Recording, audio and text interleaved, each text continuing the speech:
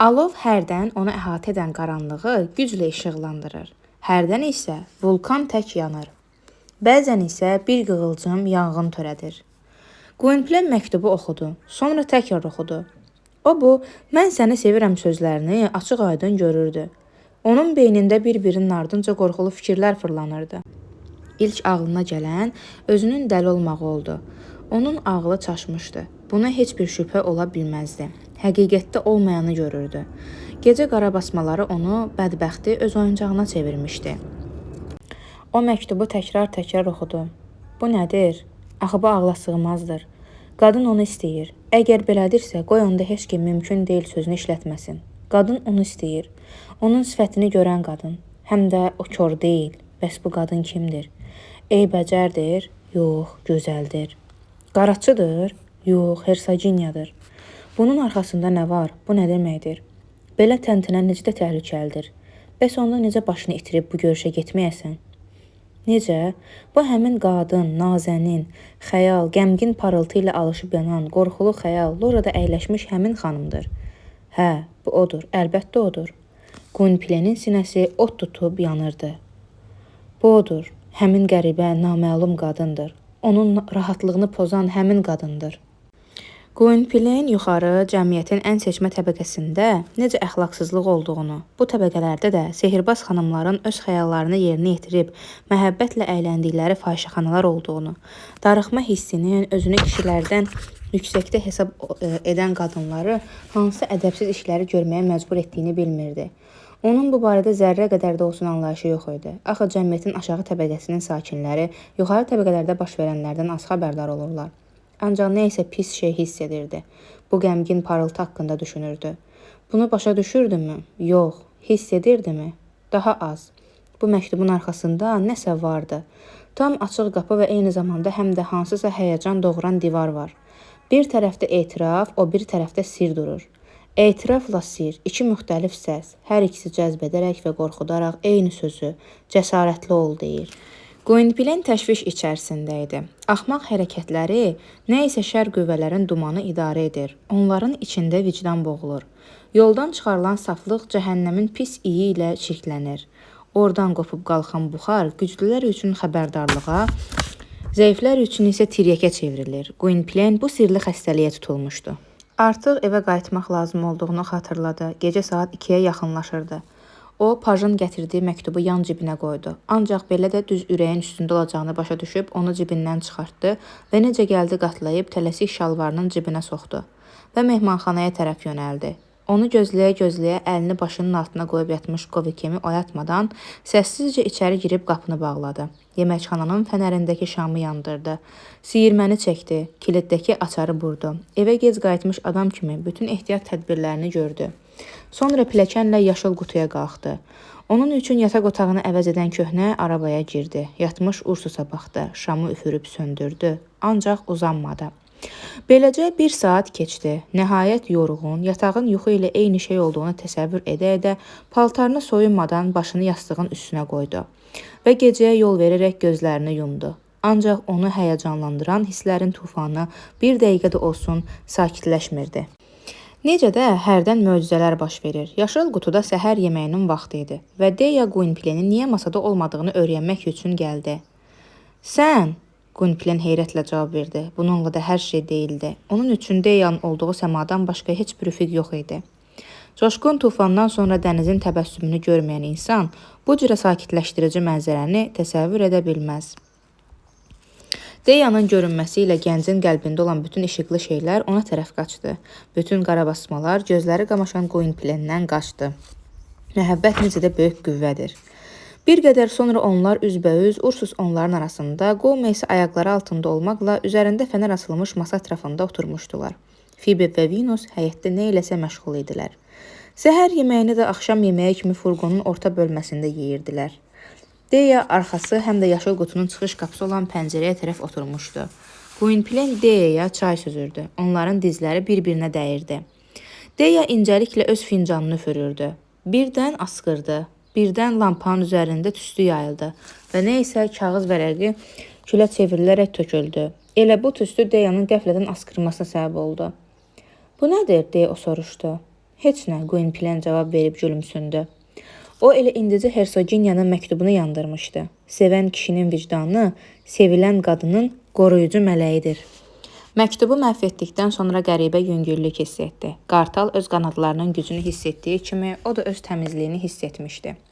O, bu tüstü ilə onu başdan çıxaran şeyin də uçub getdiyini, bu kağızla bərabər Hersoginyanın özünün də külə döndüyünü zənn edirdi.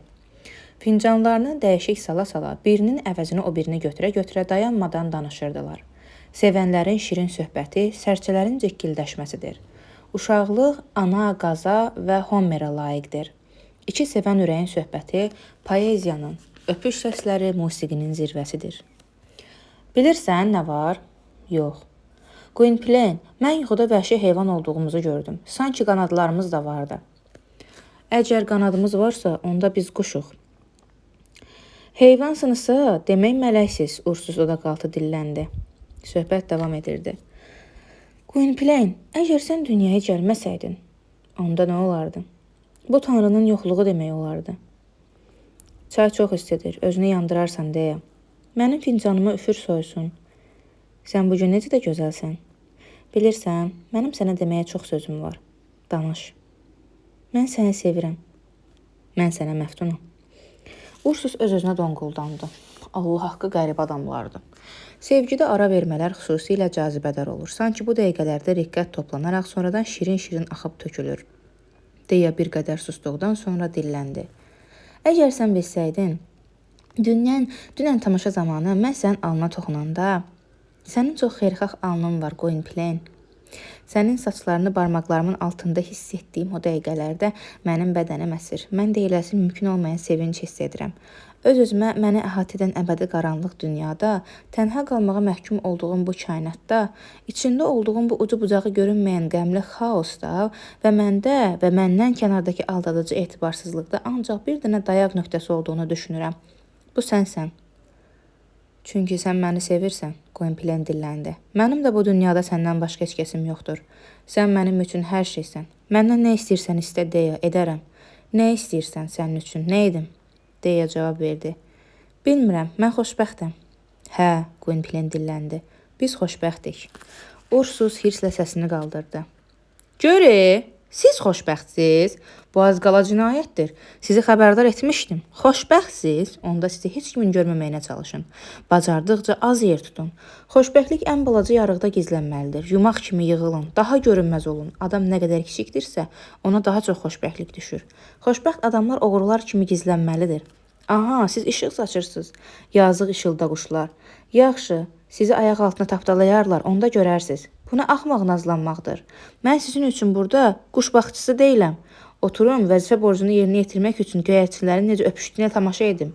Canımı boğazıma yığdınız. Cəhənnəm olun. Ata, deyə dilləndi. Sizin səsiniz niyə belə hissli çıxır? Çünki, Ursus cavab verdi, insanların çox xoşbəxt olmağını sevmirəm. Bu anda Qomo da Ursusun tərəfini saxladı. Aşiq cütlüyün ayaqlarının yanından canavarın mırıltısı eşidildi. Ursus əyilib əlini Qomonun başının üstünə qoydu. Bax, sənin də kefin yerində deyil. Donquldanırsan. Gör sənin canavar başında tüklərin necə daraq-daraq dik durub. Sən şirin məhəbbət söhbətlərini xoşlamırsan. Çünki ağıllısan. Amma sus. Danışdın, öz fikrini dedin. İndi isə bir kəlmədə. Canavar yenidən nərildədi. Ursus masanın altına baxdı. Sənə deyirəm, farağat otur. Tərslik etmə, filosof. Amma canavar ayağa qalxdı. Qapıya baxaraq dişlərini qıcatdı. Sənə nə olub? Ursus Qomonun yalından tutaraq soruşdu. Deyə canavarın nərəldəməsinə fikir vermədən öz düşüncələrinə qərq olaraq Gwynplaine'in səsindən sehirlənmiş kimi zövq alır, bəzən ruhlarında səslənib onları naməlumluqla əvəz edə bilən özünə məxsus heyranlıqla susurdu. Ursus başını aşağı salıb Qomonu dilə tutduğu vaxt Gwynplaine gözlərini qaldırdı. O, fincandakı çayı ağzına apardı, ancaq içə bilmədi. Fincanı boşalmış yay astagəlliyi ilə qaytarıb masanın üstünə qoydu. Onun barmaqları yumulu, özü donub qaldı. Nəfəs almadan gözlərini bir nöqtəyə dikdi. Qapıda Deyanın arxasında bir adam dayanmışdı. Naməlum adam başlıqlı uzun qara plaş geyinmişdi. Pariki qaşlarının üstünə qədər enmişdi. O, əlində hər iki başına tac olan döymə dəmirdən əsa tutmuşdu. Əsa gödək və ağır idi. Cənnət ağacının iki qanadının arasından başını uzatmış Meduzanı təsəvvür edin. Ursus kimin isə içəri girdiyini hiss etdi. Qomunu buraxmadan başını qaldıran kimi qorxulu qonağı tanıdı. Bütün bədəni titrədi. Bu əsa gəzdirəndir, o Gwynplenin qulağına pıçıldadı. Gwynplen xatırladı. O az qala heyrətdən qışqıracaqdı, ancaq gözünü saxladı. Taclı dəmir əsanın başlarında Iron Weapon var idi. Bu şəhər hakimlərinin vəzifəyə başlarkən and içdikləri həmin o əsa idi. İngiltərənin əvvəlki polisləri adını bundan götürmüşdü. Parikli adamın arxasında yarıqaranlıqda qorxmuş mehmanxana sahibinin fiquru görünürdü.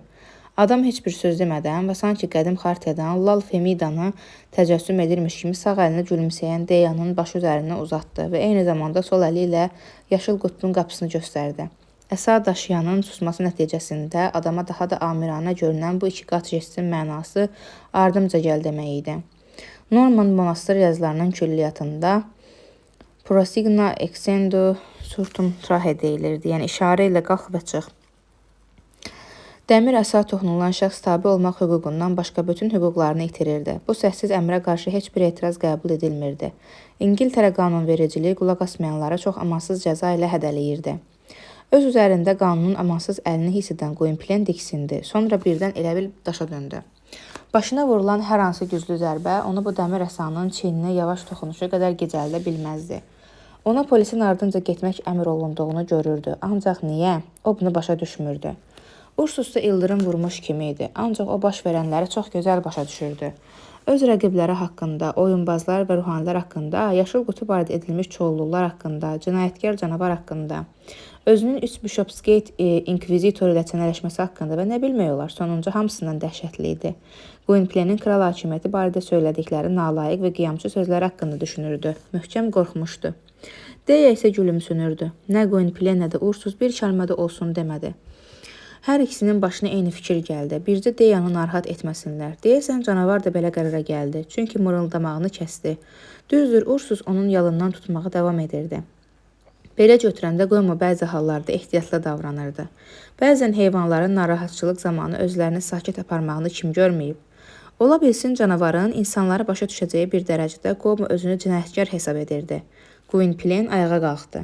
O müqavimət göstərməyin ağılsızlıq olduğunu başa düşürdü. Ursusun heç bir sual verməmək barədə dediyi sözləri unutmamışdı. Qanun nümayəndəsinin qarşısında dik dayandı. Pristav onun çiynindən dəmir əsanı götürdü və amiranə bir hərəkətlə onu qabağa buraxdı. O zamanlar bu hərəkəti hamıya aydın olmaqla aşağıdakını bildirirdi. Bu adam tək mənimlə gedəcək. Bütün qalanlar öz yerlərində dursun. Səs çıxartmayın. Sual verməyə icazə verilmirdi. Polislər bütün dövrlərdə xüsusi bir həvəslə hərküyü kəsiblər. Bu cür həbs şəxsiyyətin sekvestr olunması adlanırdı. Pristav öz oxu ətrafında fırlanan qurma oyuncaq kimi geriyə dönüb, təmkinli, ölçülü biçli addımlarla qapıya tərəf yönəldi. Gwynplen Ursusa baxdı. Ursus ona mürəkkəb bir mimika ilə cavab verdi. Çiyinlərini qaldıraraq dirsəklərini yanlarına sıxdı. Əllərini yana tutaraq qaşlarını yuxarı dartdı. Bu çox güman sirli taleyimizə tabe olaq mənasını verməli idi. Gwynplen Deyaya baxdı. O nə barədəsə düşünürdü. Təbəssümü üzündə donmuşdu. Pristav arxasını Ursusa döndərən kimi bir qədər ürəklənərək bu andan Gwynplenin qulağına bir iki kəlmə pıçıldamaq üçün istifadə etdi. Əgər həyatın sənin üçün qiymətlidirsə ağzını açma, nəsə soruşmayana qədər dillənmə. Xəstə adamın otağından çıxırmış kimi bircə səs çıxartmamağa çalışaraq divardan şlyapa və plaşını götürdü.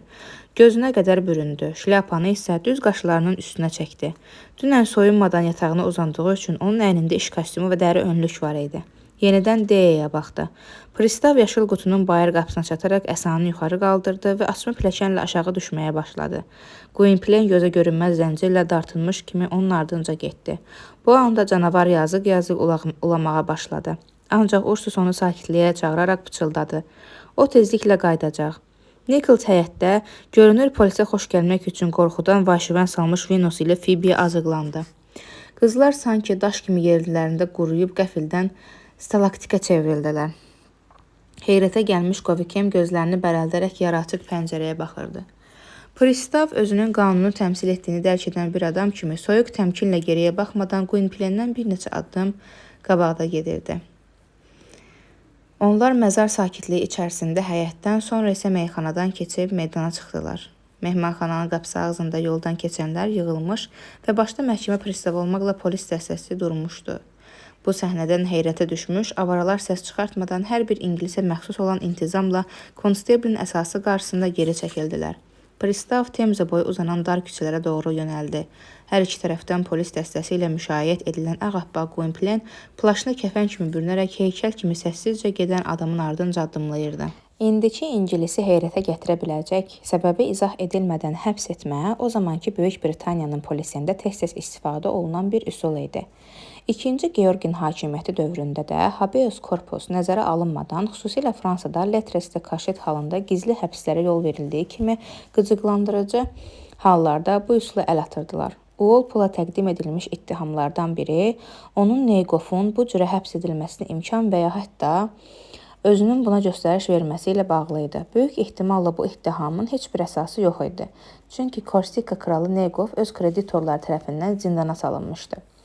Alman adətlərinə görə yarısı İngilis qanunlarından ibarət olan, digər yarısını isə ruhu asan hiss olunan Normand adətlərinə söykənən hayküsüz həbslər Femgrechtin praktikasında geniş istifadə olunurdu. Dediyimiz kimi o zamanın ciddi qanunları kiməsə əsa daşıyanın ardınca getmək tələbini qalanların yerindən tərpənməməyini əmr edirdi. Buna baxmayaraq hər şeyi bilmək istəyən bəzi həvəskarlar bu tələbə tabe olmadan uzaqdan Gwynplaine aparan polis dəstəsini müşahidə etməyə başladılar. Onların arasında Ursus da var idi. O, insanın bir anda daşa dönə biləcəyi şəkildə daşa dönmüşdü. Ancaq sərgərdan həyatı boyu o qədər hadisələrlə, hər cür gözlənilməz pis şeylərlə rastlaşdığından, bütün beynini köməyə çağıraraq həyəcan zamanı hərbi gəmidə bütün ekibaj döyüş postlarına çağrıldığı kimi özü-özünə avral elan etdi. O donub qalmasını tələsik açmağa çalışaraq düşünməyə başladı. Təhlükə zamanı təlaşa düşmək olmaz. Təhlükənin düz üzünə baxmaq lazımdır. Bu, axmaq olmayan hər bir şəxsin borcudur. Hadisələrdə uzun müddət məna axtarmaq, yox, hərəkət etmək lazımdır. Təcili hərəkət etmək lazımdır. Ursus özünə sual verdi. Nə etməli? Ursus Gwynplaine'in aparıldığı anda çətin seçim qarşısında qalmışdı. Gwynplaine'in həyatı üçün keçirdiyi qorxu onu qovur, özünə görə qorxu isə yenidən tərpənməməli olduğunu deyirdi. Ursusda milçək cəsarəti, küstü mağacı davamlılığı var idi. Onu izah olunmaz titrəmə tutmuşdu. Ancaq o, qəhrəmancasına bütün tərəddüdlərini boğub, qanunun əksi olaraq əsa daşıyanın ardınca getmək qərarına gəldi. Gwynplaine'in başına gələ biləcəklər onu bu dərəcədə narahat edirdi.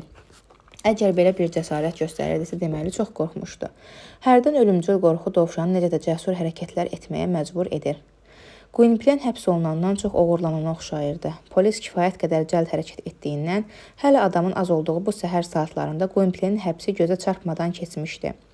Gwynplaine'in ardınca getməmişdən əvvəl Ursus bəzi ehtiyat tədbirləri gördü. Nicholas, Covey, Kemfi və Venusu kənara çəkərək möhkəm hələ heç nədən şübhələnməyən Deyan yanında tamamilə susmalarını əmr etdi. Onun yanında bir kəlmə də olsun baş verənlərdən danışmamalı, Gwynplaine ilə Ursusun yoxluğunu teatr işi ilə əlaqədar olduğunu deməli idilər. Tezliklə onun günorta yuxusunun vaxtıdır. O oyanana qədər Ursusla Gwynplaine qayıdıb gələcəklər. Çünki bunlar hamısı adi anlaşılmazlıq, İngiltərədə deyildiyi kimi mistake-dir. Onların hər ikisi, o da Gwynplaine də heç bir çətinlik çəkmədən məhkəməyə və polisə hər şey izah edə biləcək, tezliklə bunun bir səhv olduğunu sübut edərək, tezliklə evə qayıda biləcəkdilər. Dəstə əsasən hələ tikilməmiş küçələri, evlərin arasındakı ot basmış adamsız keçidləri seçə-seçə, döngədən döngəyə dönə-dönə hərəkət edirdi. Nəhayət dayandılar. Bu xəlvət bir dalan idi. Başdakı 200 komadan başqa heç bir yaşayış binası yox idi. Dalan iki divar, soldan alçaq və sağdan hündür daş divar arasında qalırdı. Saksonlar tərəfindən tikilmiş və zaman keçdikcə qaralmış dişli divar dəmir əqrəblərlə bərkidilmiş və qalın dəmir qəfəslərlə bağlanmış nəfəsliklər açılmışdı. Bir dənə də olsun pəncərə yox idi, ancaq bəzi yerlərdə nə zamansa daş atanlar üçün mazğal kimi xidmət edən və qədim şeypurçular üçün yarıqlar var idi. Divarın ən aşağısında Siçan tələsinin qapısına oxşayan kiçik qapı görünürdü. Bu qəfəsli kiçik pəncərəsi olan kiçik qapı yarım dairə və ağır qübbənin dərinliyində düzəldilmiş və bəzəkli möhkəm hancəmələrdən asılmışdı. Böyük qıfılla bağlanmış ağır çəkid asılmışdı. Üzəri mismarla dolu idi. Sanki metal lövhəcik və mıxlardan ibarət zirehlə örtülmüşdü. Üstünə taxtadan çox dəmir vardı. Dəstə balaca qapının önündə düzüldü. Gwynplaine ortada dayanmışdı. Ancaq indi əsa daşıyan öz dəmir əsası ilə onun arxasında qalırdı. Məhkəmə pristavı çəkici qaldırıb qapını 3 dəfə döydü. Balaca pəncərə açıldı. Məhkəmə pristavı dilləndi. Əla həzrətin əmri ilə. Palıddan olan ağır, dəmirlərlə bəzədilmiş qapı həncamaların üstündə döndü. Mağara girişini xatırladan qaranlıq, soyuq yarıq açıldı. Qorxunc tağ qaranlıqda itirdi. Ursus Gwynplenin bu tağın içərisindən necə yoxa çıxdığını gördü. Gwynplenin ardınca əsa daşıyan, onun ardınca isə məhkəmə pristavı içəri keçdi. Sonra bütün dəstə, balaca qapı bağlandı. Ağır qapı daş divara söykənirdi. Onu kimin açdığı, kimin bağladığı görünmürdü. Sanki siyirmələr öz başına dəmir bəndlərə girirdi. Qapıçı gözə görünməyən qapı. Bu zindan qapıları ilə cəhənnəm qapıları arasında oxşarlıq yaradırdı. Bu balaca qapı Southfork həbsxananın arxa girişi idi. Üstünü kif basmış kədər doğuran bir binanın qəmgin görünüşündə hər hansı bir zindanı xatırladan bircə detala rast gəlmək mümkün deyildi. Gwynpleni bu kədər girişindən həbsxanaya saldılar. Dalan biz dediyimiz kimi hər iki tərəfdən sıxılmış, daş döşənmiş dar yoldan ibarət idi. Brüsseldə bir adam keçən küçə adlanan belə dalan var. Divarlar eyni hündürlükdə deyildi. Hündür divar həbsxananın divarı, alçaq divar qəbirstanın hasarı idi. Giriş qapısının bütün həncamalarının cırıldayaraq çırpıldığını eşidən Gwynplen diksindi. Ona elə gəldi, indicə ardınca bağlanan bu qapı işıq ilə qaranlığın, bu varlıq dünyası ilə ölüm dünyasının sərhədi idi. Günəşin işıqlandırdığı və qızdırdığı hər bir şey arxada qaldı. Onun həyatı bitdi, kənarda qaldı. O hardadır? Ətrafındakı heç nəyə görmürdü. Görünməz qaranlıqda əhatə olunmuşdu. Qapılar bağlanan kimi sanki bir anda kör olmuşdu. Heç bir nəfəslik, heç bir fənər yox idi. Gwynplen əllərini yana uzatdı. Sağda solda divarın olduğunu hiss etdi. Bu nə isə bir dəhliz idi. Tədricən Allah bilir, hardansa dərin yer altına sıçan alatoran işıq düşdü. Gwynplenin yavaş-yavaş böyüyüb içəriyə uyğunlaşan gözləri qabaqda uzanıb gedən dəhlizin o qədər də aydın olmayan cizgilərini seçməyə başladı. Gwynplen ağır cəzaların miqyasını hər şey böyüdən Ursusun sözlərindən öyrənmişdi. Sanki indi kiminsə görünməyən əlləri onun əllərini tutmuşdu. Digər tərəfdən bütün bu baş verənlər onun boğazına qədər sıxırdı. Sonunda dözməyib soruşdu. Cənablar, mənə hara aparırsınız? Heç kim ona cavab vermədi. Tam susmaq səssiz həbslərin əsas qaydalarından biri idi və Norman qanunları bu hallarda heç bir zəifliyə icazə vermirdi. Bu səssizlikdən onun damarlarında qanı dondu. İndiyə qədər özünü güclü hesab edirdi. Kiminsə ona dayaq durmasına ehtiyacı yox idi. Heç kimin köməyinə ehtiyacı olmamaq yenilməzlik deməkdir. O tənha yaşayır, tənhalığın, möhkəmliyin əsl zəmanəti olduğunu fikirləşirdi. Amma birdəncə öz üzərində ona məlum olmayan qüvvələrin ağırlığını hiss etdi. Çox qorxulu, amansız, yola gəlməyən bir şeylə, qanunla necə mübarizə aparmaq olar? Dünənki gündən bəri bütün gözlənilməyən hadisələr Gwynplenin başına tökülürdü. Onu ancaq didib parçalayan həyəcan ayaq üstə saxlayırdı. Tufansız yelkən əski kimi sallanar, o özünü bu cür köməksiz əski kimi hiss edirdi. Taqətdən düşdüyünü hiss edirdi. Huşunu itirmək, qadınlar üçün müdafiə və kişilər üçün biabırçılıqdır. O özünü əl almağa çalışsa da titrəyirdi. Özünü ayağının altından yer qaçan adam kimi hiss edirdi. Dəstə yerindən tərpəndi. Dəhlizlə getməyə başladılar. Heç bir əlavə sorğu-sual yox idi. Heç bir dəftərxana, heç bir qeydiyyat. O zamanın həbsxana rəisləri artıq kağız korlamaqla məşğul olmurdular. Onların işi adamın arxasınca qapını bağlamaqdan ibarətdir. Çox zaman hətta bura nəyə görə atıldığını da bilmirdilər. Zindan olmaqla və dustdan saxlamaqla təmin olunurdu. Dəhliz dar idi. Cərgə uzanmağa məcbur oldu. Az qala qaz yerişi gedirdilər. Qabaqda əsa daşıyan, onun ardınca Gwynplenin ardınca məhkəmə pristavından sonra isə bir-birinin ardınca polislər bütün dəhliz boyu düzülmüşdülər. Keçid getdikcə daha çox daralırdı. İndi Gwynplenin dirsəkləri iki tərəfdən divarlara dəyirdi. Sement və kiçik daşlardan tökülmüş qübbədə bərabər məsafədə qranit çıxıntılar var idi. Burada tavan daha da aşağı düşmüşdü. Zirzəmi dairəvi idi. Kələkötür dayaqların üstündəki tavana mailə şişbucaq şəklində idi. Adətən həddən artıq çox böyük ağır binaların altında belə zirzəmilər olur. İçəri giriş üçün olan və yalnız dəmir lövhə qalxdıqdan sonra daş tavanda pilləkənin başladığı yerdə gözə görünən yarı açılmışdı. Ona görə də zirzəmi oradan quyu kimi görünürdü. Zirzəmi çox böyük yer tuturdu. Əgər o nə vaxtsa quyunun dibi olmuşdusa, bu quyu nəhəng ölçülərdə olmalı idi. Qədim çala ifadəsini bu daş kisəsinə aid etmək üçün ancaq onu şir və ya pələng çuxur kimi təsəvvür etmək lazımdır. Talvarı bir-birinə bağlayan daşdan həbsxana pəncərəsi kimi qəfəs torla qorunan dairəvi mis fənər asılmışdı. Fənər dirəklərin arxasından qarışıq görünən, kölgələrlə kəsilən çox zəif işığını dirəklərə, tağ tavana, dairəvi divara salırdı. İlk dəqiqədə Qomplenin gözlərini bu işıq qamaşdırmışdı. İndi həmin işıq ona sayrışan qırmızımtıl atəş kimi görünürdü. Zirzəmidə başqa işıq yox idi. Nə pəncərə, nə qapı, nə də nəfəslik vardı. Düz elə həmin fənərin altında, ən yaxşı işıqlanan yerdə, torpağın üstündə hansısa ağ, qorxulu bir fiqur arxası üstə uzanmışdı. O arxası üstə uzanmışdı. Gözləri yumulu, sifəti aydın seçilirdi. Bədəni yöndəmsiz sinəsinin altında itmişdi. Qomplen daş kimi nərdivanın yuxarı pilləsində dayanmışdı. Birdən o xırıltı eşitdi. Deməli, bu ölü deyil, canlı adam idi. Bu qorxulu varlıqdan biraz kənarda talvarın çatma tağının altında, daş pillənin üzərində qurulmuş böyük kreslonun hər tərəfində uzun qara xalmidada 2 nəfər dayanmışdı. Kresloda isə əynində qırmızı mantiya, əlində qızılgül buketi tutmuş məşum sifətli hərəkətsiz qoca oturmuşdu. Qomplendən fərqli olaraq bir qədər məlumatlı adam buketi görəndə işin nə yerdə olduğunu başa düşdü. Əlində gül dəstəsi tutaraq mühakimə etmək ixtiyarı olan məmur eyni zamanda həm kraliçə, həm də yerli hakimiyyət orqanının təmsilçisidir. London şəhərinin Lord Meri indi də məhkəmə vəzifəsini yerinə yetirməyə əlində gül dəstəsi gedir. Baharın ilk qızılgüllərinin işi hakimlərə mühakimə və divan tutmaqda kömək etmək idi. Kresloda əyləşən qoca Serrey qraflığının şerifi idi. O, ali hakimiyyət verilmiş romanını xatırladan möhtəşəm bir duruşla əyləşmişdi. Zirzəmidə kreslodan başqa oturacaq yox idi. Kreslonun yanında üstü kağız və kitablarla dolu masa qoyulmuşdu. Şerifin uzun ağ əsası onun üstündə idi. Kreslonun hər iki tərəfində hərəkətsiz duranların ikisi də doktor idi. Biri tibbi elmlər doktoru, digəri hüquq doktoru, sonuncu parikin üstündən başına qoyduğu papaqdan tanımaq olardı. Hər ikisi qara mantiya geyinmişdi. Bu peşələrin hər iki nümayəndəsi o dünyaya göndərdikləri kimsələr üçün yas saxlayır. Şerifin arxasında ayaqaltı kimi qoyulmuş daş lövhənin çıxıntısında başında dairəvi parik olan katib oturmuşdu. Bu məmur kisəqoruyanlar adlanan qrupa aid idi. Bunu onun ayağının yanındakı çantadan bilmək olardı. Belə çanta nə zamansa məhkəmə prosesinin ayrılmaz bir atributu olmaqla ədalət kisəsi adlanırdı. Bir nəfər dəri paltarlı adam əllərini sinəsində çarpazlayaraq dirəklərin birinə söykənmişdi. Bu cəlladın köməkçisi idi. Zəncirlərlə bağlanmış adamın ətrafındakı qaşqabaqlı insanların hamısı sanki sehirlənmişdi. Heç biri hərəkət etmir, heç biri bir kəlmə danışmırdı. Hər tərəfə qorxunc sakitlik çökmüşdü.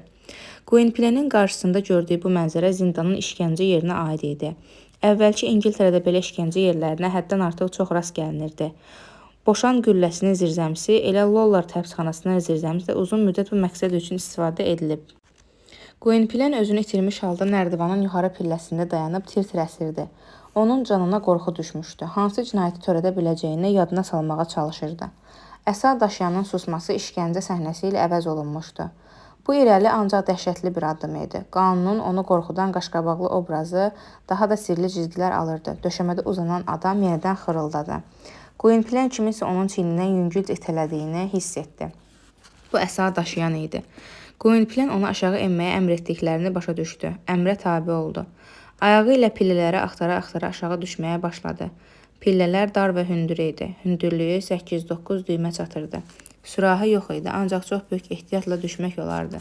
Gwynplendən 2 pillə arxada Əsanı düz qabağında tutan Əsa daşıyan gəlirdi. Əsa daşıyandan eyni məsafədə isə məhkəmə pristavı. Gwynplen pillələrlə düşdükcə xilas olmağa olan son ümidlərini itirdiyini hiss edirdi. Sanki addım-baddım ölümə yaxınlaşırdı. Hər atdığı addım onun işığının bir hissəsini alırdı. Getdikcə qorxudan bənizi ağara-ağara pilləkənin axırına çatdı. Yerə sərilmiş və 4 dirəyə bağlanmış qarabasma xırıldanmağa davam edirdi. Yarı qaranlıqda səs eşidildi. Yaxın gəlin, bunu şerif dedi. Gwynplen irəli bir addım atdı. Yaxına, səs dilləndi. Gwynplen bir addım da atdı. Daha da yaxına, şerif təkrar etdi. Məhkəmə pristavı Gwynplenin qulağına kifayət qədər təlqin edici şəkildə bəzi sözlər pıçıldadı. Pıçıltı təntənəli çıxdı. Siz Serrey qraflığı şerifinin hüzurundasınız. Gwynplen zirzəminin ortasında yerə sərilib əzab verilən adamın lap yaxınına gəldi. Əsa daşıyan və məhkəmə pristavı aralıda durdular. Gwynplen talvarın altında dayandıqdan sonra indiyə qədər ancaq uzaqdan baxdığı bədbəxt varlığı gördü və qorxusu həddi-hüdudu bilinməyən dəhşətə çevrildi. Gwynplenin qarşısında gördüyü ölümə məhkum edilmiş cinayətkarın 50-60 yaşı olardı. Keçəl idi. Çənəsində seyrək ağ saqqalı görünürdü. Gözləri bağlanmışdı. Açıq ağzından bütün dişləri görünürdü. Arıq, sümükləri çıxmış sifəti onu ölü başına oxşadırdı. Zəncirlə 4 daş dirəyə bağlanmış, əl və ayaqları X hərfi əmələ gətirmişdi. Sinəsi və qarnı üzərinə 5-6 iri çay daşı qoyulmuş çuqun lövhənin altında sıxılmışdı.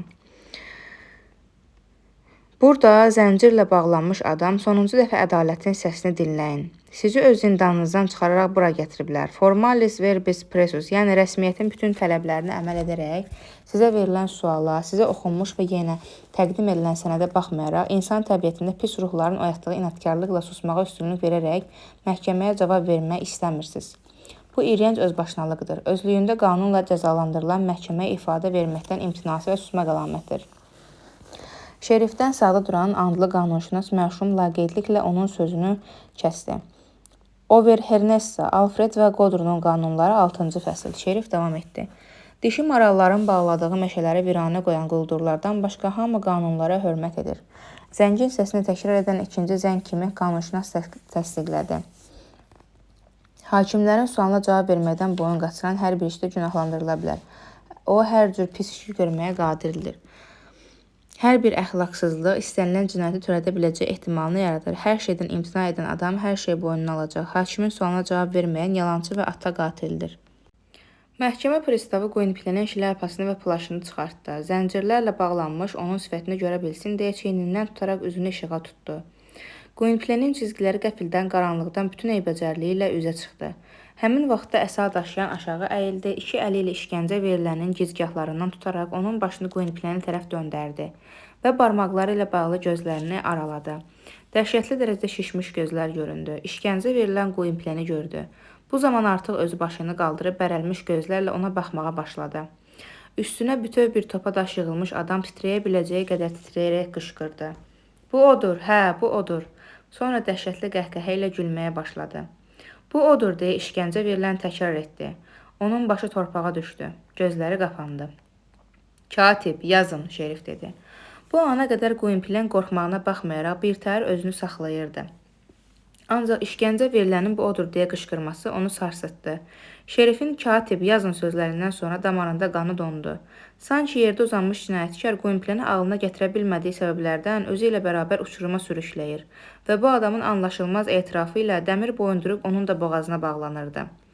Özlüyündə bu adamla birlikdə yan-yana biabırçılıq dirəyinə bağlandığını təsəvvür etdi.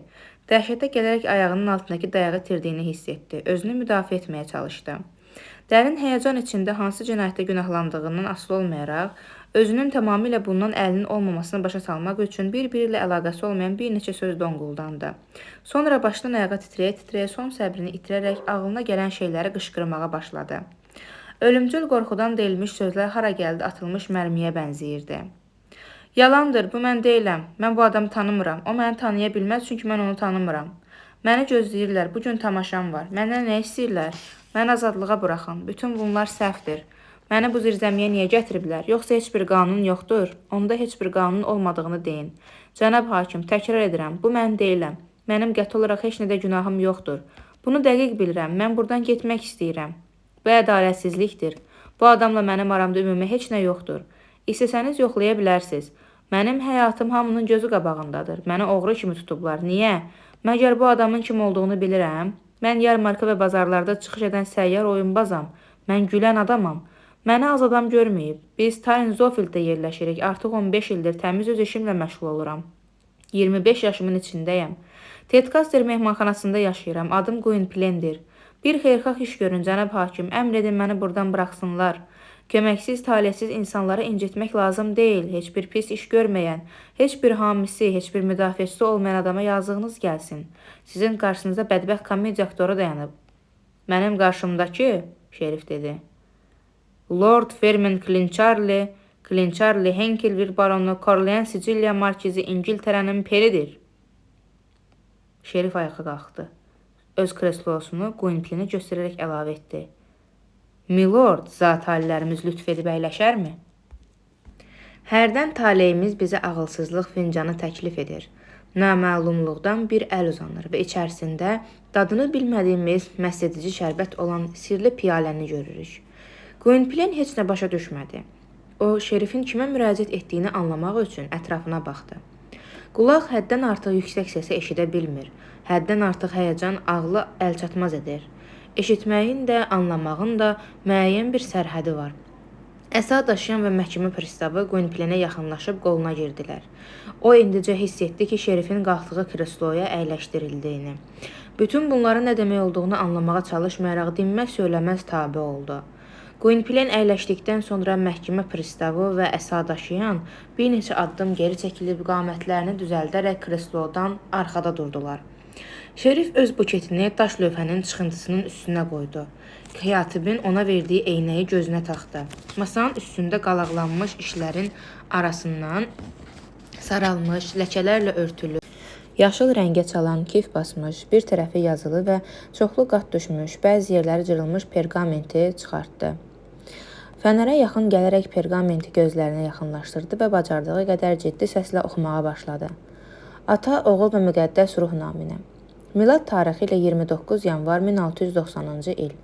Portlandin adam olmayan sahillərinə pis niyyətlə 10 yaşlı uşaq atılıb. Bununla da acından və soyuqdan ki, bu kimsəsiz yerdə ölümə məhkum edilib.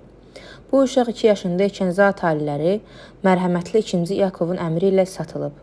Bu uşaq Lord Fermin Clancharlie-dir. Clancharlie Henkerville baronu, Carolina Siciliya markizi, İngiltərə krallığının peri, hal-hazırda dünyasını dəyişmiş mərhum Lord Clancharlie-nin və onun xanımı, dünyasını dəyişmiş Anna Bradshaw'nun qanuni və tək övladıdır. Bu uşaq öz ata-anasının, var-dövlətinin və rütbələrinin varisidir. Buna görə də zat alilərin mərhəmətli kralın istəyi ilə onu sataraq şikəst qoyublar. Eybəcər şəklə salaraq işsiz-soraqsız yoxa çıxdığını elan ediblər. Bu uşaq yarmarka və bazarlarda çıxış edə bilən bir oyunbaz kimi tərbiyə edilib və öyrədilib. O, 2 yaşında ikən atası öləndən sonra satılıb, həm də krala uşağa görə həmçinin müxtəlif güzəştlər, qanunsuz şeylərə göz yumma və imtiyazlar üçün 10 funt sterling ödənilib. Lord Fermin Clancharlie bu aşağıda imza etmiş, mənim tərəfimdən alınmışdı və Flandriyadan olan Doktor Conquest'in sirlərini bilən Hartquannon adlı flamandiyalı şərfindən şikəst edilmiş və eybəcər hala salınmışdı.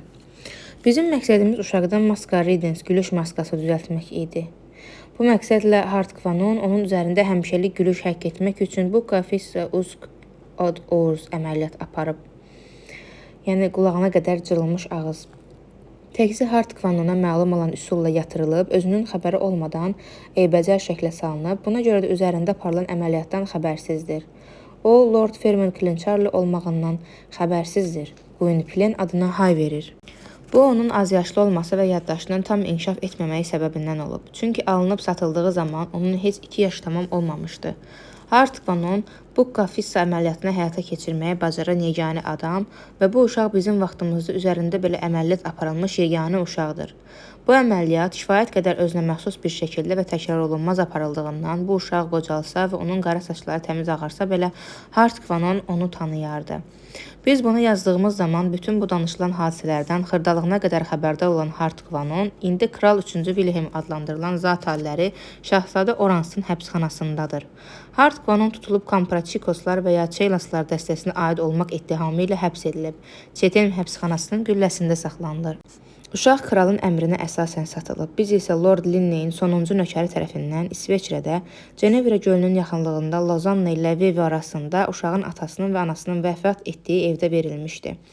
Nökər öz ağalarından biraz sonra dünyasını dəyişdi. Beləcə, hal-hazırda bu pis əməl Çetin həbsxanasında saxlanan Hartquannondan və biz ölümə məhkum edilmişlərdən başqa hamı üçün sirdir.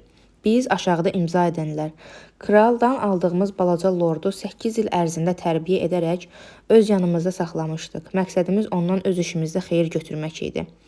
Bu gün belə işlərə görə parlament tərəfindən təyin edilmiş ağır cəzalardan qaçaraq Hartquannonun başına gələnlərlə qarşılaşmamaq üçün qaranlıq düşəndə Portland sahilinin birində yuxarıda adı çəkilən Gwynplaine-i Lord Fermin Clancharlie-ni ataraq İngiltərəni tərk etdik. Bu işi sir kimi saxlamaq barədə krala söz vermişik, ancaq Tanrıdan heç nəyi gizləmirik. Bu gecə Tanrının istəyi ilə dənizdə güclü tufana düşmüşük. Tam ümidsizliklə həyatımızın yeganə xilaskarı və ola bilsin, fəhmdillik edərək ruhumuzu xilas edəcək güc qarşısında diz çökürük. İnsanlardan heç bir kömək gözləməyərək, Tanrının qəzəbindən qorxaraq, son daldanacağa gedərkən bütün tövbələrimizi xilas lövbəri hesab edirik. Ölümlə razılaşaraq, göylərin ədalətini razı salacaqsa, ölümü sevinclə qarşılamağa hazırıq. İtaətkərcəsinə və əlimizi sinəmizə qoyaraq bu etirafı edir və hər şeydən uca olanın istəyinə uyğun xeyrə istifadəsini dənizə etibar edirik. Müqəddəs ana özü bizə kömək olsun. Amin. Buna görə də aşağıda imzalayırıq. Şerif oxumağına ara verib dedi. Bu da imzalar müxtəlif xətlərlə yazılıb. Dr. Gernardus Gestemunde Asunsen. Burada mətnin yazıldığı xətlə qeyd var. Çox güman birinci imzanın sahibi tərəfindən yazılıb. Urkanın heyətini təşkil edən 3 nəfərdən gəmi sahibini dalğa dənizə yuyub apardı. Qalan ikisi aşağıda imza edirlər. Gwynplaine başına sehrli qəsrin damında kiremit düşmüş adama bənzəyirdi. O yarıyuxulu kimi danışırdı. Gernardus. Hə, onu doktor deyə çağırırdılar. Həmişə qaşqabaqlı idi. Mən ondan qorxurdum. Qayzdorra kapital başçı deməkdir. Qadınlar da var idi. Asunsionla bir başqası. Ondan başqa Provansallı Kapqarov. O, üzərində qırmızı hərflərlə ad yazılmış yastı qabından su içirdi. Bax budur, şerif dedi. Katibi ədalət kisəsindən çıxarıb verdiyi hansısa əşyanı masanın üstünə qoydu. Bu üstü söyüd çubuğu ilə hörülmüş qulplu su qabı idi. Söz yox, çox şeyə şahid olmuş bu qab bir xeyli vaxt suda qalmışdı. Üstü balıq qulağı və yosunla örtülmüşdü.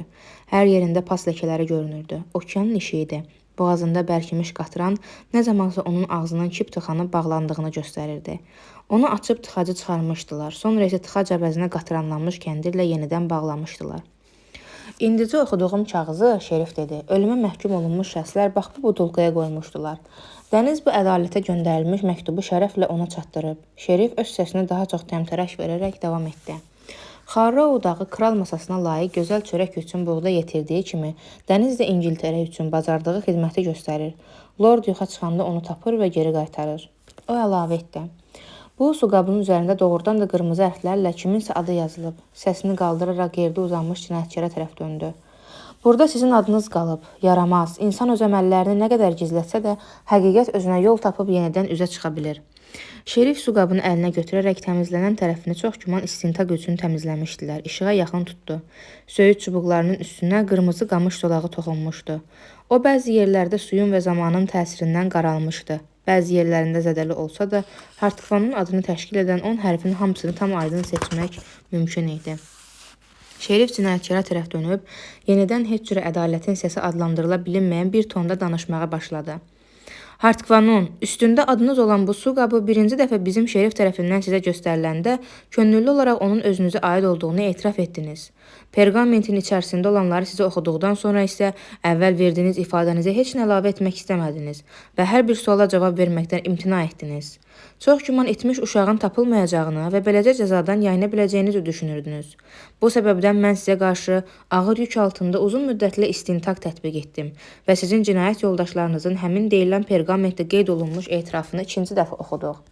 Bu da bir nəticə vermədi. Bu gün 4-cü gün qanunla üzləşmək üçün təyin edilmiş gündə 29 yanvar 1690-cı ildə Portlanddə atılmış bu adamla üz-üzə gəldikdə bütün günahkar ümidlərinizin məhv olmasına əmin oldunuz. Susmağa son qoyaraq danışdınız. Onun qurbanınız olduğunu etiraf etdiniz.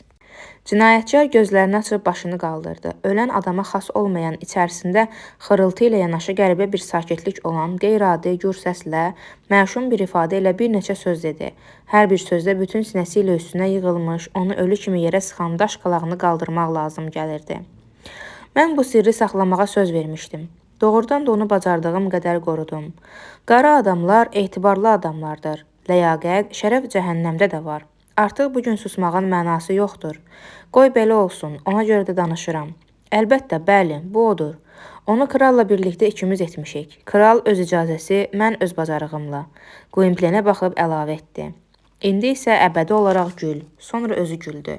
Bu gülüş ağlamaq səsinə oxşayan birinci gülüşündən daha çox qorxulu idi. Gülüş kəsildi. Hartqvanın başı geri qatlandı. Gözləri yumuldu. Şerif cinayətçilərə öz sözünü deməyə imkan verib yenidən dilləndi. Bütün bunlar hamısı protokolda qeyd olunmalıdır. O, Hartqvanın sözlərini yazmaq üçün katibə vaxt verib sözünə davam etdi.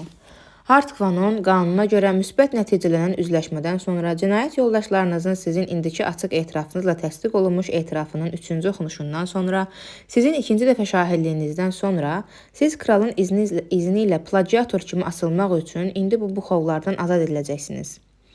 Plagiator kimi qanunşünasın səsi eşidildi. Yəni uşaq alverçisi kimi Westcott qanunu 7-ci kitab 3-cü bölmə, usurpavirit paraqrafı və Salic qanunu 41-ci bölmə.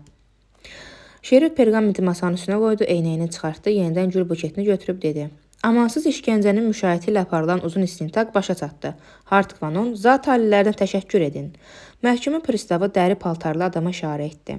Cəlladın köməkçisi olan bu adam köhnə xartiyalarda deyildiyi kimi dar ağacından asma qulluğu göstərən işgəncə verilənə yaxınlaşdı. Onu qarnının üstündəki daşlara bir-bir götürdü, çuqun lövhəni kənara qoydu. Bədbəxtin lövhənin ağırlığı altında yerə yapışmış yan tərəfləri göründü. O, onun 4 dirəyə bağlanan əl-ayaqlarını buxov və zəncirdən azad etdi. Ayağa qalxın, Hartqvanun, şerif dilləndi. Cinayətkar tərpənmədi. Dar ağacından asma qulluğu göstərən onu əlini qaldırıb buraxdı. O cansız şəkildə yerə düşdü. Cəllad köməkçisi cinayətkarın əvvəl bir sonra isə o bir ayağını tutdu. Onları buraxdıqda dabanları döşəməyə çırpıldı. Hər iki ayağının barmaqları hərəkətsiz idi, sanki taxtaya dönmüşdü. Arxası üstü uzanmış adamın açıq dabanları həmişə qəribə şəkildə yuxarı baxır. Həkim yaxına gəldi, cibindən balaca polad güzgü çıxardıb, onu Hartqvanun açıq ağzına söykədi. Sonra barmaqları ilə onun gözlərini açdı. Onlar bir də yumulmadı. Şüşəyə dönmüş göz bəbəkləri tərpənmədi. Həkim belini düzəldib dedi, o ölüb, sonra əlavə etdi. Gülməyi onu öldürdü. Bunun artıq heç bir fərqi yoxdur, şerif qeyd etdi. Etirafdan sonra onun ölüm qalım məsələsi boş rəsmiyyətdir. Sonra əlindəki qızılgül buketi ilə Hartqvanunu göstərərək Əsa daşıyana göstərişini verdi. Meyti elə bu gecə buradan yığışdırın. Əsa daşıyan hörmətlə baş əydi. Şerif əlavə etdi. Üzbəüz həbsxana qəbristanı var. Əsa daşıyan yenidən baş əydi. Katib protokolu yazırdı. Şerif buketi sol əlində saxlayıb öz ağ əsasını sağ əlinə götürdü. Hələ də kresloda oturmuş Gwynplenin düz qabağında dayandı. Ona ürəkdən təzim etdi. Sonra isə bundan geri qalmayan qürurla başını geri atdı. Düz Gwynplenin gözlərinə baxaraq dedi. Burada duran sizə biz, Kavaler Philip Denzil Parsons, Serre qraflığının şerifi, Eskivayr bizim ruhani və katibimiz, birbaşa köməkçilərimiz zat alilərinin bu barədə birbaşa və xüsusi əmri ilə bizə verilən bu tapşırıqdan, yaranmış hüquq və vəzifə borclarından, vəzifəmizə uyğun olaraq həmçinin İngiltərənin Lord Kanslerin icazəsi ilə admirallıqda olan protokollar, aktlar, məlumatlar əsasında ifadələrin oxunması və dinlənilməsindən, üzləşmədən sonra işin yaxşı və ədalətli bitməsinə səbəb olan görülmüş bütün qanuni tədbirlərdən sonra biz qanunla sizə çatası şeyləri əldə edə bilməyiniz üçün sizin Clincharlie Henkervir baronu, Carleon Sicilian markezi və İngiltərənin peri Fermin Clincharlie olduğunuzu təsdiq edirik. Sonra baş əydi. Qanunşünas, həkim, məhkəmə pristavı, əsa daşıyan, katib, cəlladdan başqa içəridəkilərin hamısı onu təkrarlayıb Gwynplenə daha çox hörmətlə az qala yerə qədər təzim etdilər. Bu nə deməkdir? Gwynplen qışqırdı. Kimsə məni oyatsın. Sonra ölümcül ağarmış şəkildə kreslodan sıçradı. Mən də elə sizi oyatmaq üçün gəlmişəm. Bu kimin səsi idisə, burada birinci dəfə idi səslənirdi. Daş direyin arxasından bir adam çıxdı. Dəmir lövhəni qalxıb polis dəstəsinə yol verdiyi andan sonra zirzəmiyə başqa heç kəsin düşməməyindən bu adamın Gwynplenin gəlişindən əvvəl bura girib kölgədə gizləndiyi, bu adama burada baş verənləri müşahidə etmək tapşırıldığı, vəzifəsinin bundan ibarət olduğu ortaya çıxırdı. Bu ağır çəkili saray parikində və yol plaşında olan daha çox yaşlılara bənzəyən adam özünü tam ləyaqətlə aparırdı. O zərifliklə yaxşı məktəb keçmiş nökər, məhkəmə məmur hörməti ilə Gwynplenin qarşısında baş əydi. Bəli, mən sizi oyatmağa gəlmişəm. Siz artıq 25 ildir yatır, yuxu görürsünüz. Artıq oyanmalısınız. Siz özünüzü Gwynplen hesab etsəniz də Clincharlie-siniz. Özünüzü sadə adam hesab edirsiniz, amma tanınmış zadəcansınız. Sonuncu cərgədə gəldiyinizi düşünsəniz də ilk yerdəsiniz. Siz əslində senator ola-ola özünüzü oyunbaz hesab edirsiniz. Siz kasıb olduğunuzu düşünsəniz də varlısınız. Özünüzü heç nəyə yaramayan bir şey hesab etsəniz də dünyanın ən güclü adamlarından birisiniz. Oyanın, milord. Gwynplenin səmimi dəhşət hiss olunan asta səslə pıçıldadı. Bütün bunlar nə deməkdir?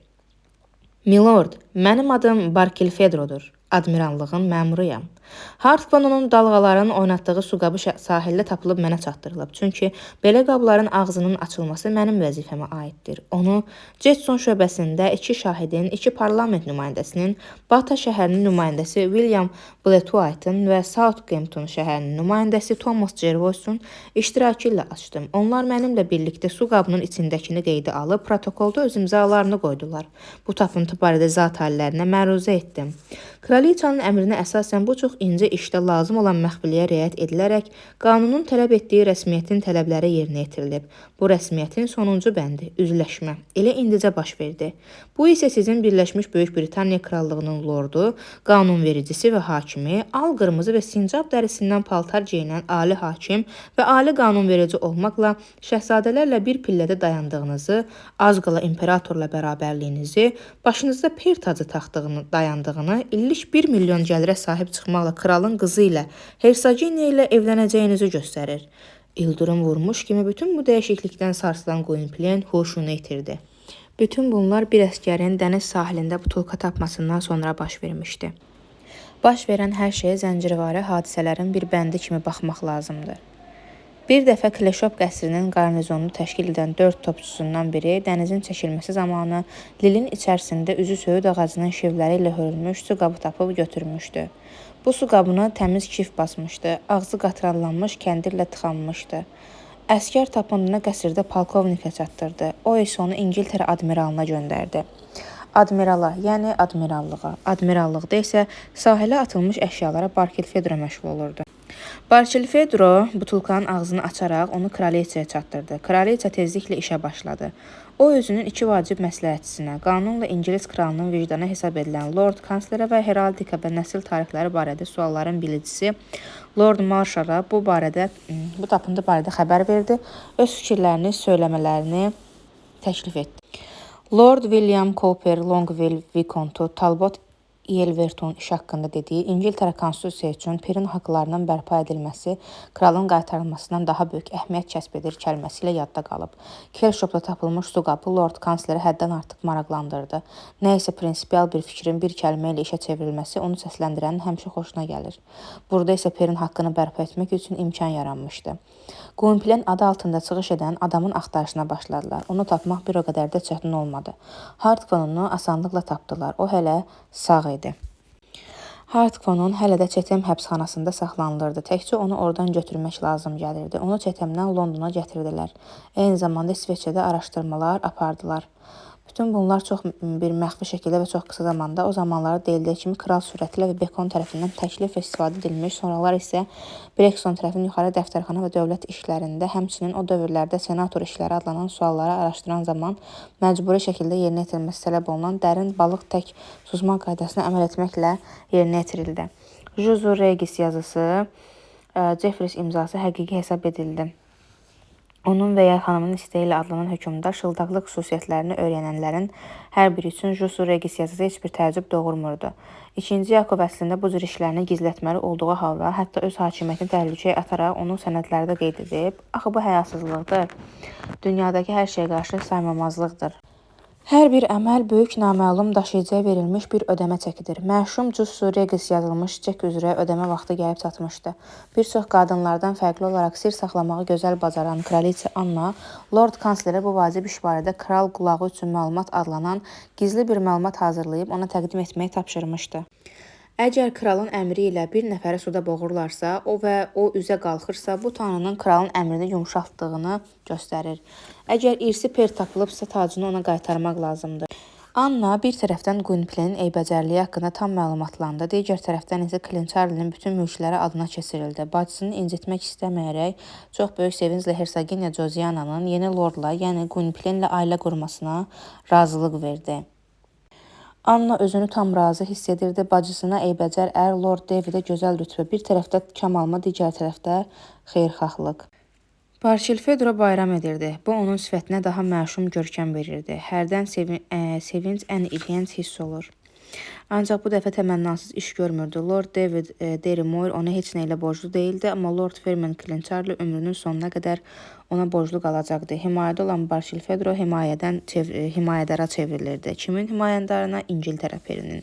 Onun öz lordu olacaq, onun yaratdığı lord. Barkilphedro ona ələ ala biləcəyinə əmin idi. Gwynplaine özünə gəlib gözlərini açanda artıq gecə idi. O, divarları və tavanı qırmızı məxmərlə üzlənmiş geniş otağın ortasında kresloda oturmuşdu. Döşəmə yumşaq xalçalarla döşənmişdi. Yanında şlyapasız və yol plaşında ixiqaran adam dayanmışdı. Bu Southwark zirzəmisində sütunun arxasından çıxan həmin adam idi. Otaqda ondan və Gwynplaine'dən başqa heç kim yox idi. Kreslonun hər iki tərəfində Gwynplaine'in əli çatan məsafədə 2 masa qoyulmuş, onların üzərində 6 şamlı şamdan yandırılmışdı. Gwynplaine'in olduğu otağın dərinliyində nəhəng, başı tavana dəyən buxarı qurulmuşdu. Digər tərəfində isə taxt-rəvan altında şübhəsiz, orta əsr stilində hündür, enli, üzərində köndələnində də uzanmaq mümkün olan çarpayı dururdu. Onun üzərinə enli taxta pilləkənlə qalxmaq mümkündür. Azadlığını qiymətləndirən asudə böyümüş adam özünü sarayda zindanda olduğu qədər narahat hiss edir. Bu təmtəraqlı görüntü onda həyəcan yaradır. Hər bir dəbdəbə qorxu doğurur. Bu hökmdar sarayının sahibi kimdir? Gwynplaine hələ də özünə gələ bilmirdi. Onun ürəyi sıxılırdı. Mən hardayam deyə soruşdu. Qarşısında dayanmış adam cavab verdi. Siz öz evinizdəsiz, milord. Gwynplaine kifayət qədər dərin heyrət içərisində idi. Belə tezliklə heç cür özünə gələ bilməzdi. Bir anın içərisində anlaşılmazlığa uyğunlaşmaq mümkün deyil. Tanrı əl təsadüf, sapant, insan isə daşdır. Sizi ağzı yuxarı atanda dayanmağa çalışın. Gwynplaine bu bənzətməmizə görə qoy bizi bağışlasınlar. Sanki götürüb bir qəribə hadisədən o birisini atmışdılar. Hersoginyanın məhəbbət məktubundan sonra Southwark zindanında yeni kəşf. Ayağınızı gözlənilməzlik zolağına qoyan kimi bir-birinin ardınca başınıza gələcəklərə hazır olmalısınız. Böyük qarınlı adam təkrar etdi. Siz öz evinizdəsiz, milord. Adam davam edirdi. İcazə verin, cənab. Adımın Barkilphedro olduğunu xatırladım. Mən admirallığın məmuruyam. Hard Kvanunun su qabını açan və oradan sizin püşkünüzü çıxaran mənəm. Ərəb nağıllarında balıqçı nəhəngi butulqadan buraxdığı yadınızdadır. Gwynplaine gözlərini gülümsəyən adamın üzünə yönəltdi. Barkilphedro davam edirdi. Bu saraydan başqa, milord, Henkerville House da sizin mülkünüzdür. O saray daha cəhcəlalıdır. Sizə per rütbəsi verən və qoca Eduardın dövründə qalı olmuş Clancharlie Castle da sizindir. Siz içərisində kənd və qəsəbələri olan 19 dairənin sahibisiniz. Bu sizə lord və zadəgan bayrağınız altında 80 minə yaxın vassal və töycü verən toplaya bilməyinizə imkan verir. Clancharlie'də siz tam hakimiyyətə malik hakim və hər şeyin var dövlətin və adamların üstündə ağasınız. Kralın sizdən ancaq bir üstünlüyü var. O, pul kəsə bilir. Norman qanunlarında Chief Signer adlanan kral məhkəmə qurmaq və pul kəsmək hüququna malikdir. Sonuncunu çıxmaq şərti ilə o krallığın siz isə öz mülkünüzün kralısınız. Sizin İngiltərədə bir baron kimi 4, markiz kimi Siciliyada 7, dirəkdə dar ağacı qurmaq ixtiyarınız var. Sadə zədəganın 2 dirəkdə, len sahibinin 3, hersoqun isə 8 dirəkdə dar ağacı qurmaq ixtiyarı var. Barkilphedro şəhadət barmağı ilə masanın üstündəki sandıqçaya toxundu. Milord, bu mücrüdə 2000 qiney var. Onu sizə zat aliləri, lütfkar kraliça ilk xərcləriniz üçün göndərib. Gwynplaine hərəkətə gəlib, bu mənim atam Ursusa veriləcək deyə dilləndi. Oldu, milord, Barkilphedro cavab verdi. Tedkasser mehmanxanasında yaşayan Ursus üçün. Bizi bura gələndə müşahidə edən andlı qanunşünas indi geri qayıdacaq. Həmin pulu ona aparar. Ola bilsin, mən özüm də Londona gedəcəm. Belə olsa bunu özüm də edərəm. Mən özüm aparacam, deyə Gwynplaine etiraz etdi. Barkilphedro gülümsəməyini kəsib ciddiləşdi. Mümkün deyil. Bəzi səs tonu sözün təsdiqlənməsinə xidmət edir. Barkilphedro məhz belə səs tonundan istifadə etdi. O sanki söhbətə nöqtə qoyub dayandı. Sonra isə hörmətlə və özünü ağa kimi hiss edən qulluqçu ahənglə davam etdi. Milord, siz Londondan 23 mil aralıda kraliçanın Windsordakı qəsri ilə yanaşı olan Carlonel Lodge'da saray istiqamətgahında yerləşirsiniz. Burada olmağınızı bilən yoxdur. Sizi bura Southwark həbsxanasının darvazasında gözləyən bağlı karetdə gətiriblər. Sizi gətirən adamlar ancaq məni tanıyır. Bu isə bəs edir. Biz bura mənim gizli açarım sayəsində düşə bilmişik. İndi evdə yatırlar. Xidmətçiləri oyatmaq münasib deyil. Ona görə də sizə bəzi şeyləri izah etməyə vaxtım var. Onsuz da deməyə az sözüm qalıb. İndi əsas məsələni izah edəcəm. Zat aliləri mənə bir tapşırıq verib. Barkilfedro danışmağına davam edə-edə sandıqçanın yanında qoyulmuş kağız topasını eşələməyə başladı. Milord, bax, bu sizin per rütbəsini təsdiq edən fərmandır. Bu isə sizin Siciliya markizi rütbəsini təsdiq edən fərmandır. Bu isə sizin 8 baronluğa hüququnuzu Baldretdən başlayaraq Kral Kenstingidən ta İngiltərə və Şotlandiya kralı 6-cı və 1-ci Yakova qədər 11 kralın möhrü ilə təsdiq edilmiş sənədlərdir. Bu müxtəlif müəssisələrdə sədrlik hüququnuzun sənədləridir. Bu, gəlirlərin alınması üçün icarə müqavilələrdir. Sizin sahibi olduğunuz lenlər, mülklərin, torpaqların və malikanələrin dəqiq siyasi və sahibliyiniz haqqında aktlardır. Bax, başınızın üstündəki qalxanın üzərində də 2 tac, mirvarili baron və dişli markiz tacı həkk olunub. Bu otaqla yan-yana qardırob otağında sizin tünd qırmızı sincab dərisindən haşiyəli məxbərdən permantiyası asılıb. Bugün cəmsi bir neçə saat bundan öncə Lord Kansler və deputat İngiltərənin qraf marşalı sizin Kompraçikos Hartvanın ilə üzləşmənin nəticələrlə tanış olaraq zat alilərinin tapşırıqlarını alıb. Kraliça Anna öz imzası ilə bu əmri təsdiqləyib. Bu isə qanuna bərabərdir. Bütün rəsmiyyətə riayət olunub. Siz sabahdan gec olmayaraq tam hüquqlu üzv kimi Lordlar Palatasına daxil olacaqsınız. Orada artıq bir neçə gündür kraliçanın əri Hersoq Kemberlenskinin hakimiyyət tərəfindən verilən illik xərcinin daha 100.000 funt sterling, yəni 2 milyon yarım fransız livri qədər artırılması barədə billi müzakirəsi gedir. Siz həmin müzakirələrdə iştirak edə bilərsiniz. Barkilfedro dayandı, bir qədər nəfəsini dərib davam etdi. Ancaq iş hələ başa çatmayıb. Özün istəmədən İngiltərənin peri olmaq mümkün deyil. Əgər sizdən tələb olunanları başa düşmək istəməsəniz, hamısı bir dəfəlik məhv olub dağıla bilər. Siyasətdə az qala baş tutan hadisələrin heç cür alınmadığı hallar olur. Milord, sizin vəziyyətinizin dəyişməsi barədə hələ heç kimə heç nə məlum deyil. Lordlar Palatası bu barədə ancaq sabah xəbər tutacaq. Sizin bütün işlər dövlətdə nizam-intizamın qorunması məqsədi ilə tam məxfi saxlanılıb və düşüncələr kifayət qədər ciddidir. Sizin varlığınız və haqqınız barədə məlumatlanan bir neçə yüksək Çinli şəxs dövlət maraqları tələb edərsə, həmin an bütün bunları yaddan çıxara bilərlər. İndi sir kimi saxlanılan fakt bir dəfəlik gizlədilə bilər. Sizi aradan götürmək keçinədir. Bu xüsusilə asandır, çünki sizin atanız sürgündə olduğu zaman 2-ci Karlın məşuqəsi olmuş qadının qeyri-qanuni oğlu da olub. Yəni qardaşınız var, məhz bu səbəbdən sarayda mühüm yer tutur. O qeyri-qanuni oğlu olsa da sizin perliyiniz ona keçə bilər. Siz bunu istəyirsinizmi? Məncə yox. Beləliklə hər şey sizdən asılıdır. Kraliçaya itaət etmək lazımdır. Siz bu sarayı ancaq sabah tərk edərək zat alilərinin karetində birbaşa Lordlar Palatasına gedəcəksiniz. Milord, siz İngiltərənin peri olmaq istəyirsiniz? Hə ya yox? Kraliçanın sizə dair planları var. O sizin az qala kral qanından olan bir xanım ilə ailə qurmağınızı istəyir. Lord Fermenkilin Charlie, sizin həyatınızda qəti seçim etmək anınız çatıb. Taliyə bir qapını bağlamadan o biri qapını açmır. Bir neçə addım irəli atdıqdan sonra bir addım da geri çəkilmək mümkün deyil. Dəyişmə əvvəlki şəxsiyyətin yoxa çıxmasını tələb edir, Milord. Gwynplaine ölüb, hər şeyi başa düşdünüzmü? Gwynplaine başdan ayağa titrədi. Sonra özünü ələ alıb, hə, deyə cavab verdi.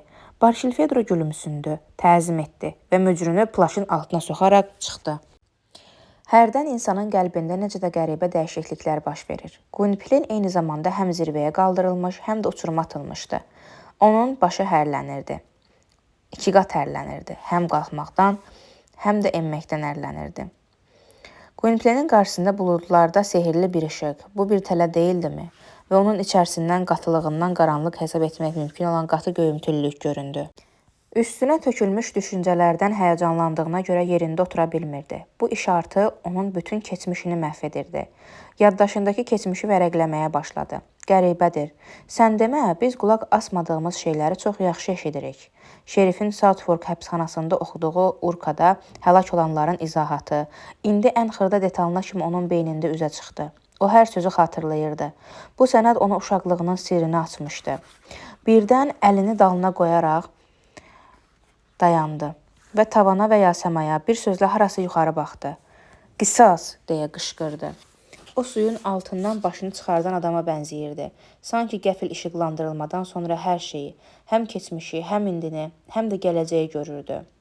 Aha, fikrində qışqırırdı. Axı fikirdə də qışqırmaq olar. Sən bir işə bax. Mən demək lord doğulmuşam. İndi hər şey aydındır. Məni oğurlayıblar, satıblar, mirasdan məhrum ediblər, atıblar, ölümə məhkum ediblər. Taleyimin meyti 15 il dənizlərdə gəzib və nəhayət ayağa qalxıb canlanıb. Mən yenidən doğuluram, mən yenidən dünyaya gəlirəm. Mən həmişə cırcındırın altında sadə oyunbaz ürəyi döyünmədiyini hiss edirdim. Cəmaata müraciət edəndə əgər onlar qoyundurlarsa, it deyil, çoban olduğumu anlayırdım. Xalqın keşişi, başçısı, hakimi və hökümdarı, budur mənim əcdadlarım. Mən də elə olmalıyam. Mən zadəganam, qılıncım var. Baronam, dəbilqəm var, markizəm, lələkli şlyapam var.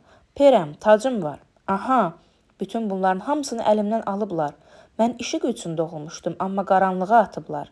Sürgün edilmiş atanın uşağını satıblar. O dünyasını dəyişəndən sonra yastığı əvəz edən başının altından sürgün daşını götürərək mənim boynuma asıb çirkab quyusuna atıblar. Mənə əzab verən bu quldurlar indi də canlı kimi gözümün qabağındadır. Onları yenidən görürəm. Mən qəbrin üstündə qarğa dəstəsinin dimdiklədiyi ət parçası olmuşam. Mən qan içində idim. Bu qorxunc kabuslardan dəhşətə gələrək qışqırırdım. Aha, gör məni hara atmışdılar, yoldan keçənlərin ayaqları altına. Ərinməyənlər məni təpikləsinlər, alçaltdıqca alçaltsınlar. Nəhayət mən ondan qurtulmuşam, yenidən doğulmuşam. Mən buradayam, bu odur, qisasdır. Mən hardayam, yüksəklikdə, hara düşmüşəm zirvəyə. Bu zirvə, bu yerin günbəzi, bu möhtəşəmlik, hər şeyə qadirlik mənim doğma evimdir. Mən bu əlçatmaz hava məbədində yaşayan tanrılardan biriyəm. Hersoginyanın məktubundan sonra Gwynplaine özünü ələ ala bildi. Onda bu şirinləşdirici şeyə qarşı çıxmağa güc tapıldı. Ancaq tufan üfüqün bir tərəfində bitdikdən sonra başqa tərəfində başlayır. Taley təbiətdən də amansız olur. Birinci külək ağacı silkələyir, ikinci dalğa onu kökündən dartıb çıxarır. Çox heyif. Məgər nəhəng palıd ağacları belə yıxılmırmı? Bax budur, həmin Portland qayalığında döyüşəcəyi düşmənlərinin onun üzüb getməyə hazırlaşdığı gəmini aparan tufanın, gəmiyə minmək istədiyi taxtanı udan dənizin, onun qabağında qorxunc şəkildə açılan boşluğun, ona sığınacaq vermək istəməyən torpağın, bir sözlə, özbaşınalıqları və bütün sirləri özündə birləşdirən bütün güclərin gözünə qorxmadan baxan, müəmmalı acı taleyin amansız düşmənciliyi qarşısında titrəməyən və ruhdan düşməyən, hələ balaca uşaq ikən ölümdən qorxmayan, qədim Herkules kimi qaranlıqdan qorxmayan, bu qeyri-bərabər mübarizə çağırış ataraq başqa uşağa sahiblik edən, özünün zəifliyini və yorğunluğuna baxmayaraq, artıq qayğını çəkməyə öz çiyinlərinə götürüb, bununla daha da zəifləyən, ancaq onu hər tərəfdən güdən qorxunc qaranlıqdan öz əli ilə ağızlığını çıxaran, İkiyüzlü sonsuzluğun amansız nəfəsinə qalib gələn cırtdan kimi balaca olsa da nəhəng qəlbə sahib həmin Gwynplaine şöhrətpərəstliyin xəfif mehindən müvazinətini itirmişdi. Saatlar bir-birinin ardınca ötürdü. Şəfəq doğur, səhər açılırdı. Eyni zamanda həm otağa, həm də Gwynplaine'in beyninə işıq düşdü. Bəs deyə, deyə xatırladı. Gwynplaine'in Southwark həbsxanasının qapısı arxasında gözdən necə yoxa çıxdığını görən Ursus özünü itirərək gizləndiyi tindən bütün baş verənləri izləyirdi. Onun qulaqlarında hələ uzun müddət daha bir bədbəxti udmağına sevinən, zindanın sevin zingiltisinə qıfılın cingiltisi və rəzənin cığıltısı səsləndi. Gözləyirdi. Nəyi? Güdürdü. Nəyi? Bu amansız qapılar bir dəfə bağlandıqdan sonra artıq uzun müddət açılmır. Qaranlıqda hərəkətsiz donaraq öz həncamaları ətrafında çətin dönən bu qapılar, xüsusilə də kimisə bayra buraxmaq lazım olanda sanki daşlaşır. Girmək olar, çıxmaq artıq başqa məsələdir. Ursus bunu bilirdi. Ancaq insan hərdən öz iradəsindən asılı olmayaraq heç nə gözləmədiyinə, dəymədiyini, bilə-bilə yenə nəyisə gözləyəcək qəribə məxluqdur. Bizə nəsə etməyə təkan verən hiss bu hərəkətin yönəldiyi nəslinə yoxa çıxdıqdan sonra da bir müddət özündən asılı olmayaraq ona doğru hərəkəti davam etdirməyə çalışır. Artıq gözdən etmiş bu əşyaya yönəltdiyimiz diqqət, faydasız gözləmələr, faydasız dayanmalar, vaxt itkisi, bu hissi hər birimiz dəfələrlə yaşamışıq. Səbəbini bilmədən həmin yerdə dayanırsan. Burada 2 dəfə alnına və ya yanına vurdu. Nəhayət nə iş baş verdiyini anladığını göstərən bir hərəkət etdi. O gah dodaqaltı donquldanaraq, gah da səsini qaldıraraq getməyinə davam etdi. Əla, ay səni yaramaz, quldur, veyil, avara, qiyamçı. Əlbəttə o qiyamçıdır. Mən öz yanımda qiyamçı gizlədirmişəm. Amma indi ondan canımı qurtardım. Bizi biabır etdi, onu içəri soxdular. Elə düz də etdilər. Qanun elə buna xidmət edir. Ay səni nankor. Mən də onu tərbiyə etmişəm. Gəl indi burada yaxşılıq elə. Kim onun dilindən tutub çəkirdi? Fikir söyləyən çıxıb. Burnunu dövlət işlərinə soxur. Siz bir buna baxın.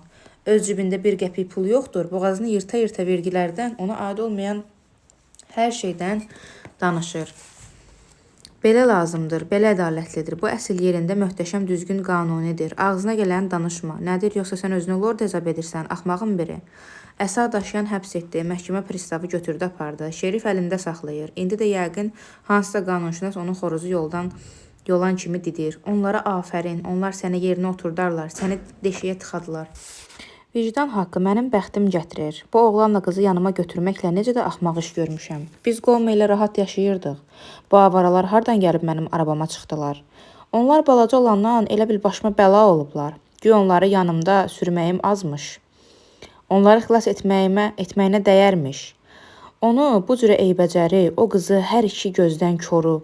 Gəlindi özünü hər şeyə layiq bilmə. Onlara görə nə qədər ac qalmağa məcbur olmuşam. Onlar da böyüyürlər. Hələ üstəlik bir-birinə aşiq olurlar. İki şikəstin sevgisi.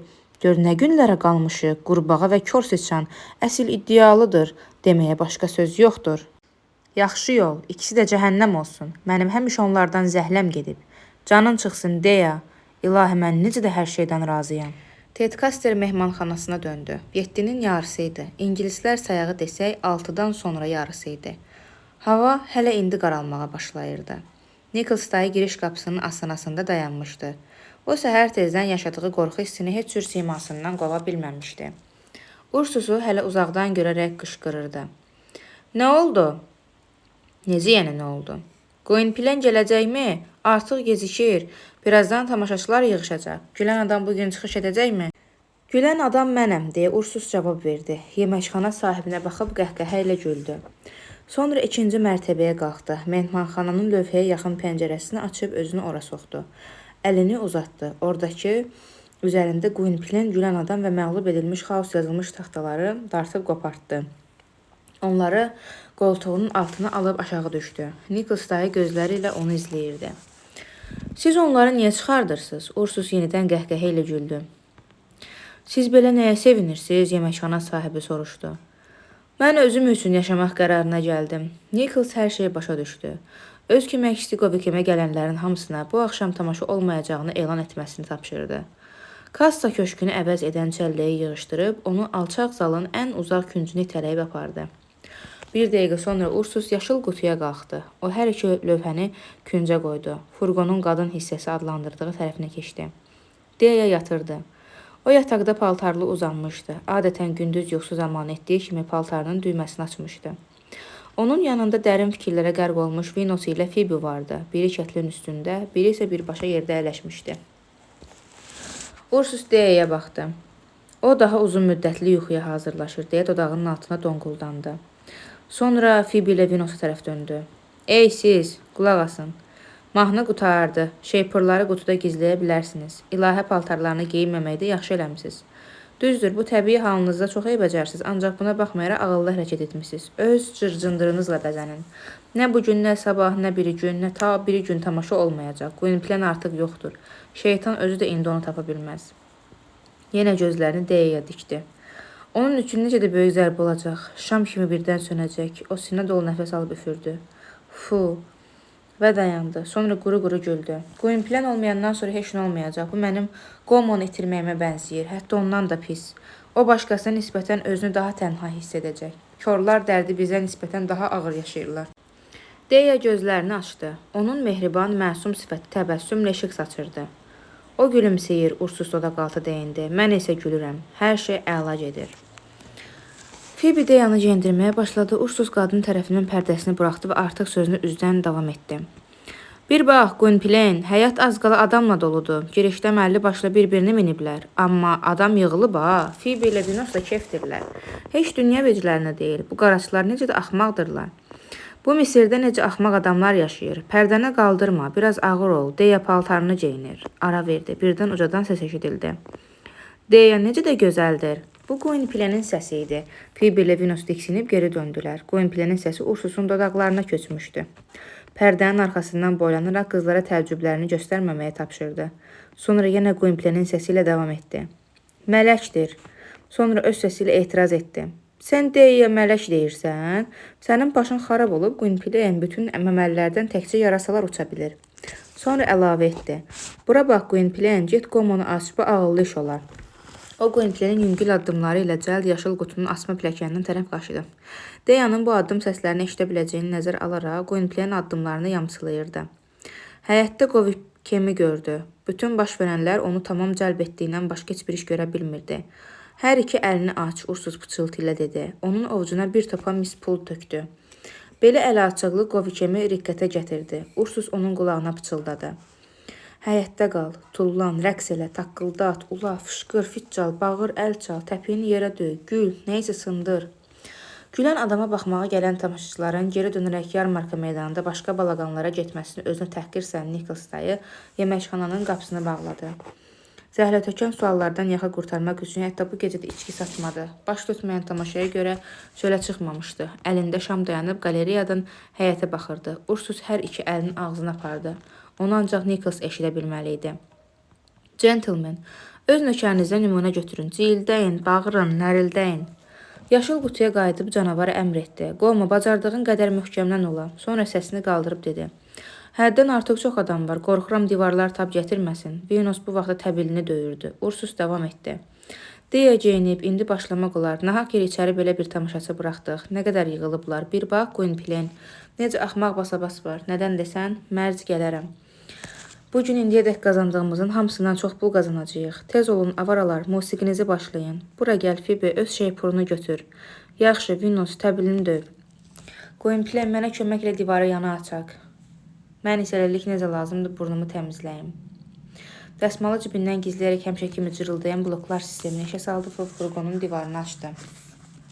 Gwynplaine, pərdən açma, qoy o tamaşa başlarına qədər bağlı olsun, yoxsa biz hamının gözü qabağında olacağıq. Sözsüz tabi olmağa vərdiş etmiş qaraçı qadınlar hərəsi açılmış divarın bir tərəfində yerini tutdu.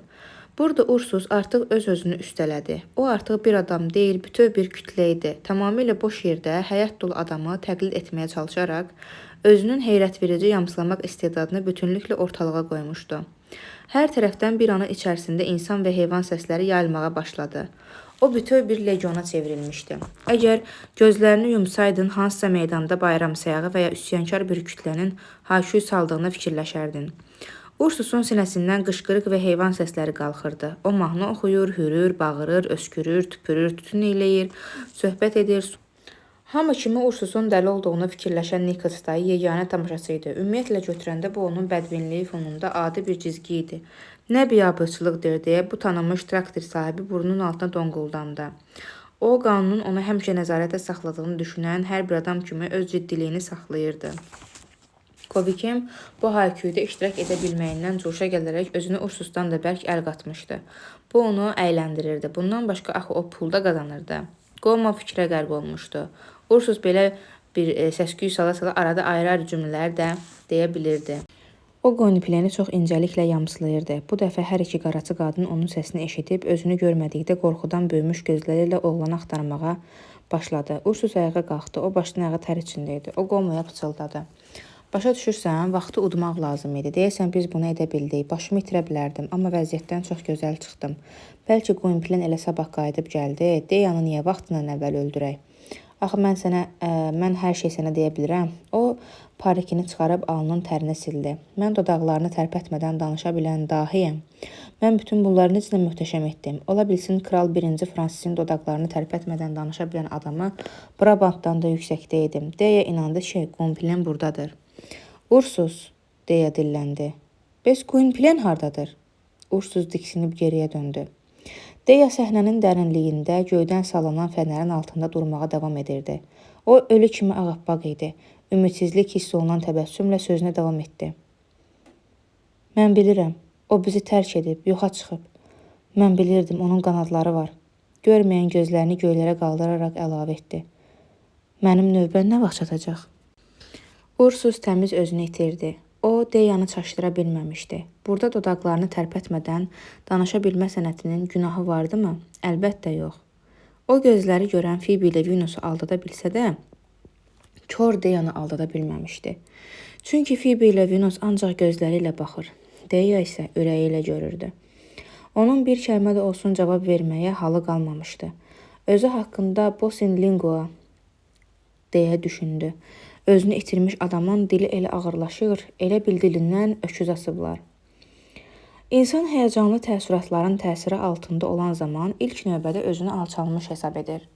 Bu Ursusun xoşuna gəlmədi. Nahaq yerə səsimi oxşatmaq üçün bir belə zəhmət çəkdim. Uğursuzluğa uğranmış hər bir xəyalpərəst kimi acı-acı şikayətlənməyə başladı. Tam uğursuzluğa düçar oldum. Mən bu səsləri havayı yerə çıxardırmışam. İndi biz necə olacağıq?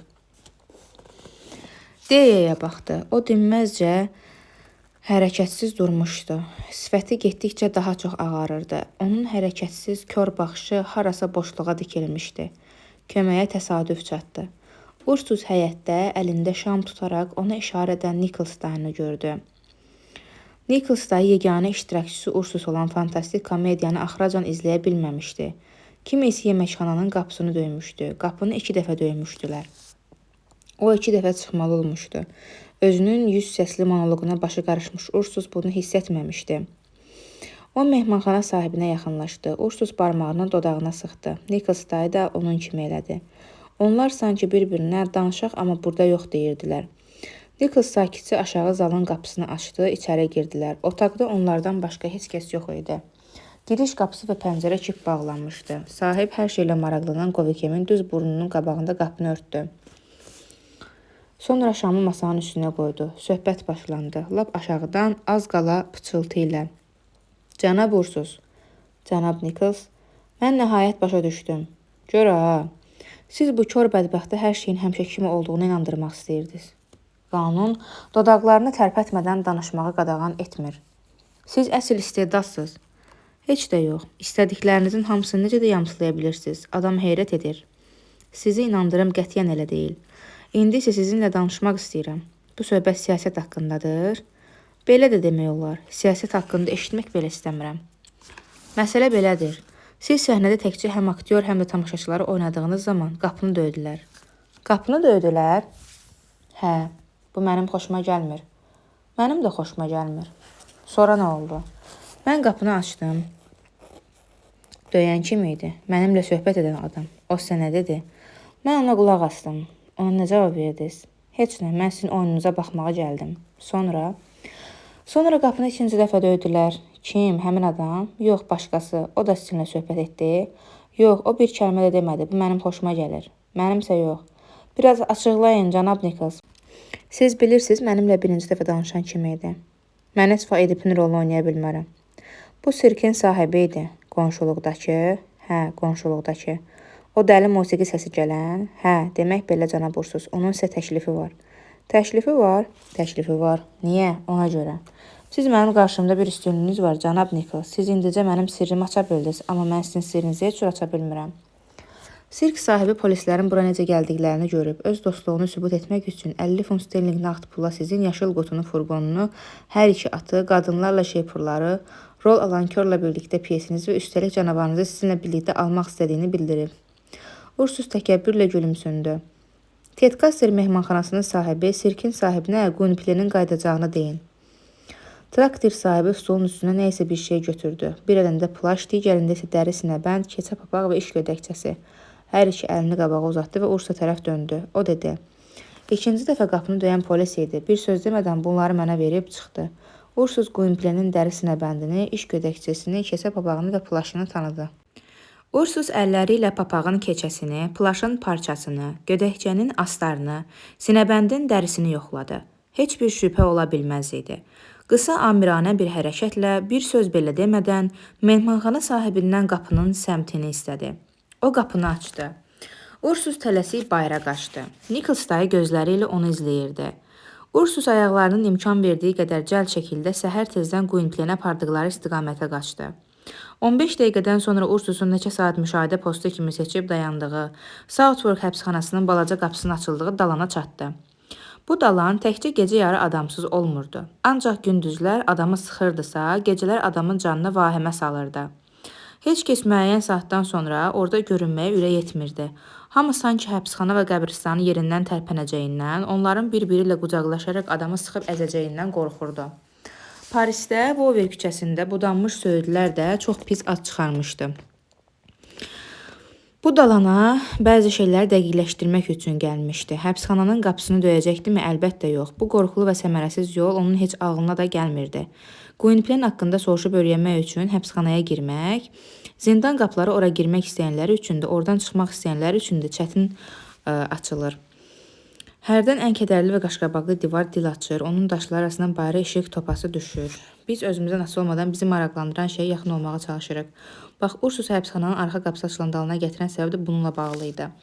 Oraya çatan dəqiqədə bir, ardınca isə ikinci zəng səsini eşitdi. Doğrudanmı artıq gecə yarısıdır, deyə düşündü. Özündən asılı olmayaraq saymağa başladı. 3, 4, 5, fikrə getdi. Zərbələr arasında nə qədər çox ara var. Bu saat zəngləri necə də asta-asta vurur. 6, 7, sonra fikrində səsləndi. Necə də qəmgin zəngdir. 8, 9. Zərbələr uzun aralarla vurmaqda davam edirdi. Ursus qulaq asırdı. Bu saat deyil, Mutus zəngidir. Nahaq yerə demirdim ki, saat zəif vurur. Bu saat deyil, kilsə zənginin səsidir. Bu qəmgin zəng nədən xəbər verir? O zamanın bütün həbsxanalarında, bütün monastırlarda olduğu kimi qəmli hadisələri qeyd edən Mutus zəngi var idi. Bu lal zəng çox yavaş vururdu, elə bil eşidilməməyə can atırdı. Ursus yenidən rahat müşahidə apara biləcəyi, günün böyük hissəsini oturub həbsxananın balaca qapısından gözünü çəkmədiyi əvvəlki aralığa qayıtdı. Zəng səsləri eyni uzun aralarla bir-birinin ardınca səslənməkdə davam edirdi. Matəm zəngi sanki boşluqda qorxunc nida işarələri qoyur.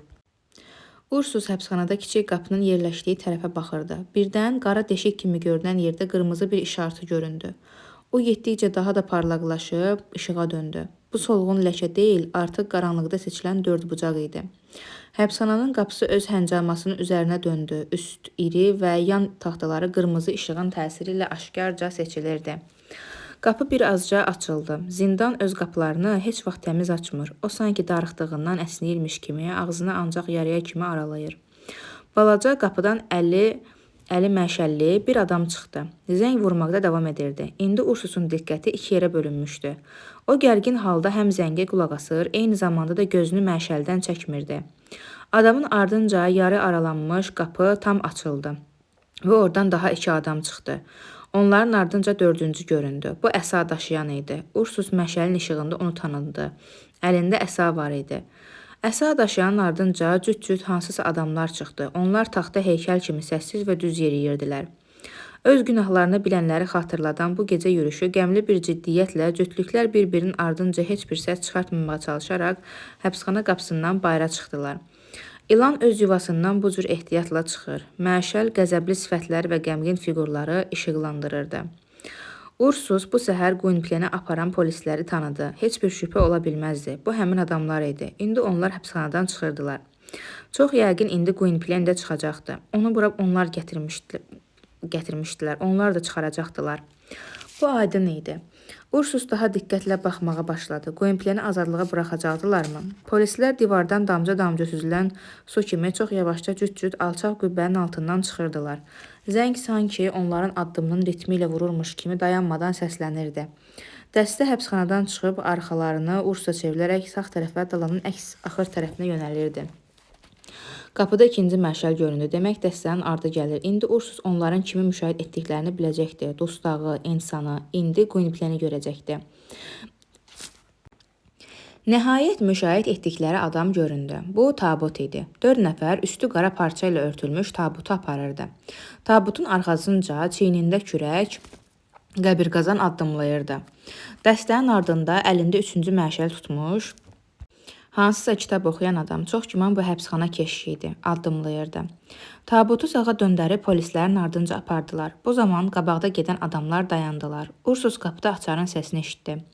Məşəl həbsxana ilə üzbəüz dalanın o biri tərəfində uzanan alçaq hasardakı qapını işıqlandırırdı. Üzərində insan kəlləsinin şəkli olan bu qapı qəbiristana aparırdı. Əsa gəzdirən həmin qapıdan içəri girdi. Onun ardınca yerdə qalanları getdi. İkinci məşəl artıq qapının arxasında yoxa çıxdı.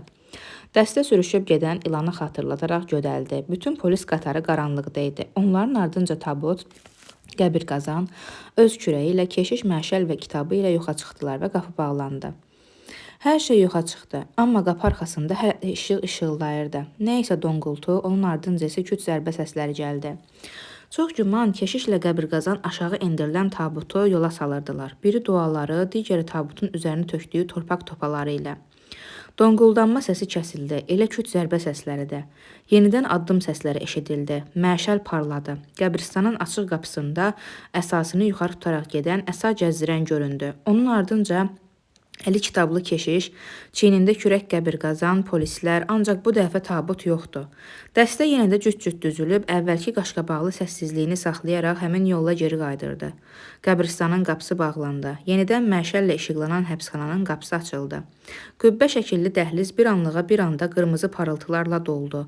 Həbsxananın qəmli dərinliyi bir anlığa Ursusun gözləri önündə göründü və yenə hər şey qaranlığa qərq oldu. Zəng səsi kəsildi. Gecə qorxunc səssizlik pərdəsini aşağı buraxaraq faciəni bitirdi. Görüntülər işsiz yoxa çıxdı, kölgələr əridi. Biz həmişə təsadüfi uyğunluqda bir məna tapır və bunun əsasında sanki həqiqətə oxşayan fərziyyələr qururuq.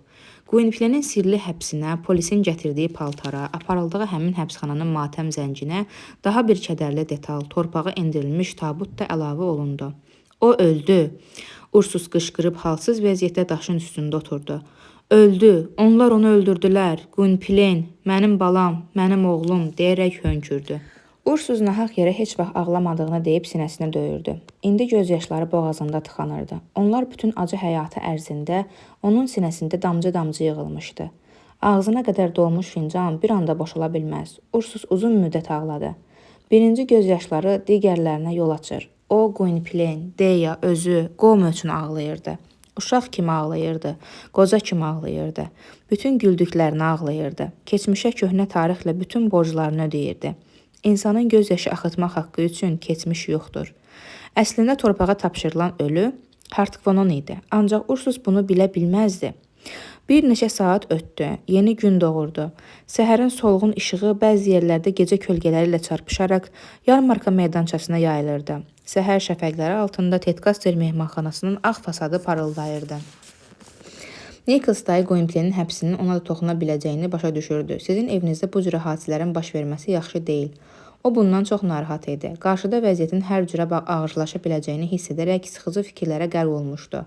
Bu adamları öz yanına buraxdığını heyfslənirdi. Əgər bunları əvvəldən bilsəydi, sonunda onlar onu hansısa ziblə salacaqlar. İndi onlardan yaxasını necə qurtarsın? Axı onun Ursus ilə müqaviləsi vardı. Bu cür kirayənişinlərdən canı qurtarsaydı, xoşbəxt olardı. Onları buradan nəyi bəhanə edib çıxarda bilərdi? Birdən yeməkxananın qapısını möhkəm döydülər. İngiltərədə bu vacib şəxsin gəlişindən xəbər verir. Qapı döyməyin səs tonu onun sosial təbəqəsinə uyğun olurdu. Bu, əyan lordunun yox, məhkəmə məmurunun qapı döyməyi idi. Traktir sahibi qorxudan əsə-əsə balaca pəncərəni açdı. Doğrudan da qapını döyən məhkəmə məmuru idi. Açılan səhər işığında Nichols dayı qapının ağzında biri məhkəmə pristavı olmaqla 2 nəfərin başçılıq etdiyi polis dəstəsini gördü. Nichols dayı məhkəmə pristavını dünən səhər görmüşdü. Ona görə də o saat onu tanıdı. O bir adamı tanımırdı. Bu üzü sanki mumdan olan saray parikində və yol plaşında ətli canlı bir centilmen idi. Nichols dayı məhkəmə pristavından çox qorxurdu. Əgər o kral sarayının bir üzvü olsaydı, ikinci adamdan daha çox qorxardı. Çünki bu Barkilphedro idi. Polislərdən biri qapını yenidən möhkəm-möhkəm döyməyə başladı. Alnına soyuq tər gələn traktir sahibi qapını açmağa tələsdi. Məhkəmə pristavı qayda qanunu nəzarət etməli olan və sərgərdanları yaxşı tanıyan bir adam tonunda səsini qaldırıb ciddi bir şəkildə sual verdi. Balaqanın sahibi Ursus hardadır? Nichols şləpəsini çıxararaq cavab verdi. O burada yaşayır, hörmətli cənab. Bunu mən sənsiz də bilirəm, deyə pristav dilləndi. Əlbəttə, hörmətli cənab. Onu bura çağır. Evdə yoxdur, hörmətli cənab. Bəs hardadır? Bilmirəm. Necə yəni bilmirəm? Hələ qayıtmayıb. Deməli, lap tezdən evdən gedib? Yox, çox gec. Ah, bu avaralar, pristav dilləndi. Bax, odur, hörmətli cənab. Nichols dayı sakitcə dilləndi. Doğrudan da elə bu dəqiqədə Ursus tində göründü. O mehmanxanaya gəlirdi. Az qala bütün gecəni günorta Gwynplaine apardıqları həbsxana ilə gecə yarısı təzə qəbrə torpaq töküldüyünü eşitdiyi qəbristanın arasında keçirmişdi. Onun dərddən ağarmış sifəti səhərin ala toranında daha da ağ görünürdü. Cənab Ursus, traktir sahibi qışqırdı. Bura yaxınlaşın. Bu centilmenlər sizinlə danışmaq istəyirlər.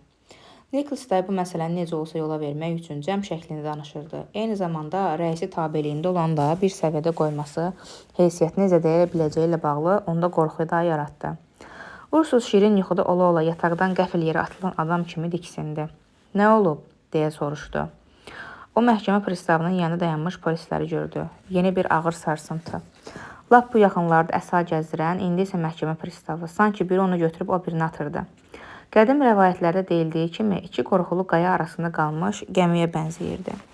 Məhkəmə pristavı əli ilə yeməkxanaya girməyini əmr etdi. Ursus tabe oldu. Məhkəmə pristavı özünün ciddi qanun keşikçisi baxışlarını Ursusa dikib soruşdu. Siz yanınızda canavar saxlayırsınız? Ursus cavab verdi. Elə deyil. Siz yanınızda canavar saxlayırsınız. Məhkəmə pristavı vurğunu məhz canavar sözünə salaraq təkrar etdi. İş ondadır ki, Ursus danışmaq istəsə də susdu. Qanunla cəzalandırılan hərəkətdir, pristav dilləndi. Ursus özünü müdafiə etmək istədi.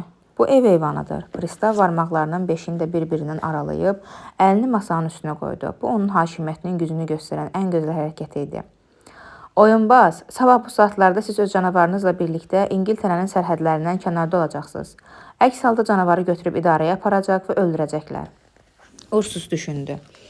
Qətil dalıncadır, amma bircə kəlmə də olsun demədi. Bütün bədəni titrədi. Siz məni eşidirsinizmi? Pristav davam etdi. Ursus təsdiq əlaməti olaraq başını yellədi. Pristav təkrar etdi. Və öldürəcəklər. Sakitlik çökdü. Kəndirlə boğacaqlar ya da suda batıracaqlar. Sizi isə həbsxanaya. Ursus dodağının altına donquldandı. Cənab hakim. Siz sabah səhər açılmamışdan çıxıb getməlisiniz. Əks halda əmr icra olunacaq. Cənab hakim. Nədir?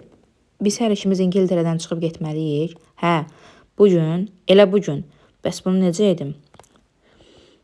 Nicholsonun xoşbəxtlik üzünə gülürdü. Bu qədər qorxduğu məhkəmə pristavı onu bəladan qurtarırdı. Polis ona Nicholsa köməyə gəlmişdi. Onu bu adamlardan xilas edir, onların əlindən qurtarmağa çalışırdı. Onun qovmaq istədiyi Ursusu polis qovur, qarşısı alınmaz qüvvədir. Bacarırsan onunla mübahisə et. O fərəh içində idi. Söhbətə qarışdı. Hörmətli cənab, bu adam o barmağı ilə Ursusa göstərdi. Bu adam indi İngiltərədən necə getmək lazım olduğunu soruşur. Bundan asan heç nə yoxdur. Temzada London körpüsünün hər iki tərəfindən gündüz və gecə Danimarkaya, Hollandiyaya, İspaniyaya, bizim müharibə apardığımız Fransadan başqa har istəsən, müxtəlif ölkələrə gedən gəmilər tapmaq olar. Onların bir çoxu bugün gecə saat 1-ə yaxın çəkilmə başlayanda lövbəllərini qaldıracaq. Onların arasında Rotterdamdan olan Vograat şxunası da var. Məhkəmə pristavı çiynini Ursusa tərəf əydi. Yaxşı, istədiyin gəmi ilə get, istəyirsənsə elə Əhmin Vograat ilə. Cənab hakim, Ursus başladı. Nədir? Cənab hakim, əgər mənim əvvəlkədək arabam olsaydı, bu mümkün idi. Onu gəmiyə yükləmək olardı. Ancaq, amma nə? İndi məndə yaşıl qutu var. 2 atlı böyük furqondur. O hətta ən böyük gəmiyə də yerləşməz. Bundan mənə nə? Pristav etiraz etdi. Belə olan halda canavarı öldürəcəklər. Ursus ürəyini sanki kimisə soyuq əlinin sıxdığını hiss edərək titrəməyə başladı. Vəhşilər, deyə fikirləşdi. Nichols məhkəmə pristavına tərəf döndü. Hörmətli cənab, alqı-satqı elə bugün baş tuta bilər. Qonşu sirkin sahibi furqonu və atları almaq istəyir. Sirk sahibi ağıllı hərəkət edir, pristav dedi. Çünki furqon və atlar ona çox tezliklə lazım olacaq. O da bugün gedəcək. Salzburg məhəllələrinin keşişləri Tranzofilddə olan səs və özbaşınalığa görə şikayət ediblər. Şerif lazım olan tədbirləri görüb. Bu gecə meydanda bir dənə də olsun balaqan qalmayacaq. Bütün özbaşınalıqlara son qoyulacaq. Məhkəmə pristavı Barkilfedroya təzim etmək üçün ara verdi. O da eyni ilə cavab verdi. Bizi burada olmağı ilə məmnun edən möhtərəm cənab, bugün Windsordan gəlib, əmirləri gətirib, zat halləri əmr edib, meydan təmizlənsin. Bu gecə ərzində fikrini dəfələrlə dəyişmiş Ursus düşüncələrində özünə bir sual vermirdi. Axı o ancaq tabut görmüşdü. Onun içərisində Gwynplaine'in cəsədi olduğunu deyə bilərdimi? Həbsxanada azmı dustaq ölür? Tabutun üstündə ölənin adını yazmırlar. Gwynplaine'i həbs edəndən biraz sonra kimi isə dəfn ediblər. Bu hələ sübut deyil.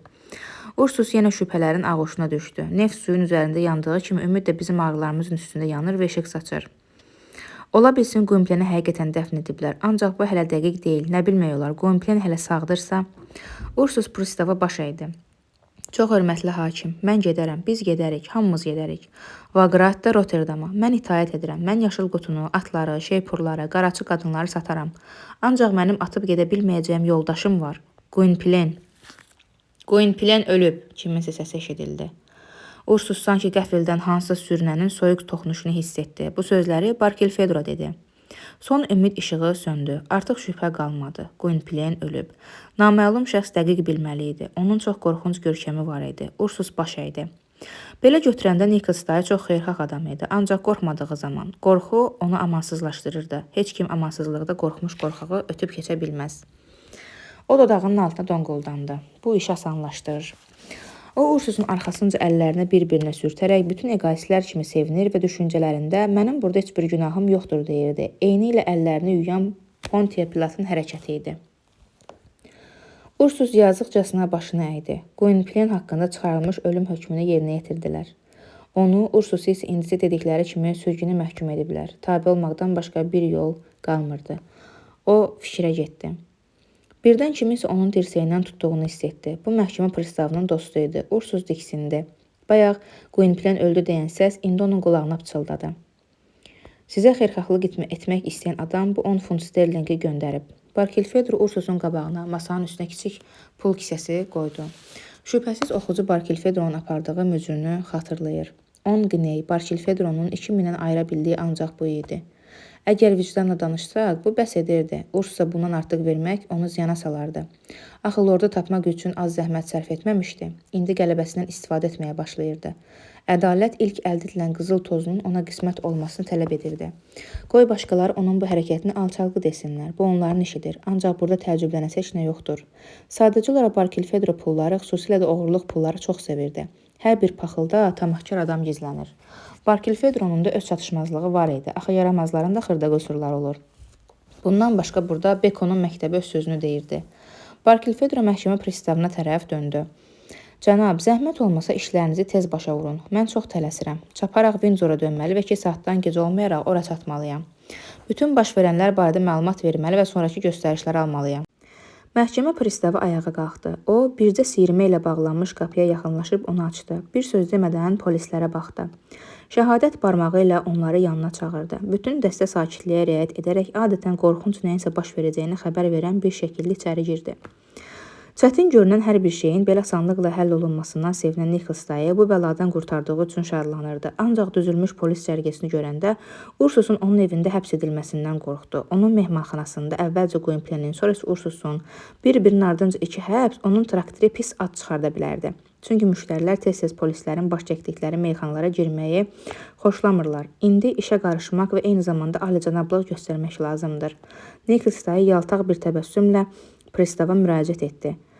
Hörmətli cənab, icazə versəniz qeyd edərdim. Hər şey aydın olduğu, cinayətkar canavarın İngiltərədən gedəcəyi, Ursus adı daşıyan adamın heç bir müqavimət göstərmədən hörmətli cənabın əmrini yerinə yetirməyini nəzərə alsaq, bu hörmətli cənab serjantlara heç bir ehtiyac yoxdur. Qoy hörmətli cənab, krallıqda əmin-amanlığın təmin edilməsinə kömək edən polislərin mənim yeməkxanamda olmasının onun etibarına xələl gətirə biləcəyini nəzərə alsın. Axı buranın heç bir günahı yoxdur. Zat alilərinin sözləri ilə desək, meydan yaşıl qutunun oyunbazlarından təmizləndikdən sonra orada bir dənə də cinayətkar element qalmayacaq. Çünki fikrimcə nə kör qızı, nə də hər iki qaraçı qadını qanun pozucu saymaq olmaz. Ona görə də hörmətli cənaba yalvararaq xahiş edirəm. İşlərinizə son qoyardınız və indicə içəri girən cənabları geri qaytarardınız. Çünki onlarlıq burada heç bir iş yoxdur. Əgər hörmətli cənab icazə versə, sadə bir sualla sözlərimin düzgünlüyünü, bu hörmətli cənabların burada olmasına ehtiyac olmadığını təsdiq etməyə çalışardım. Ursus adı daşıyan adam hökmə tabe olursa, onlar burada kimi həbs etməyə hazırlaşırlar. Sizi, deyə pristav cavab verdi. Sizi deşib keçən qılın zərbəsi ilə mübahisə etmək əbəsdir. Nicholas ildırım vurmuş kimi yaxınlıqdakı birinci stula skamyaya oturdu. Məhkəmə pristavı səsini tamam qaldırdı. İndi onu meydanda eşidə bilərdilər.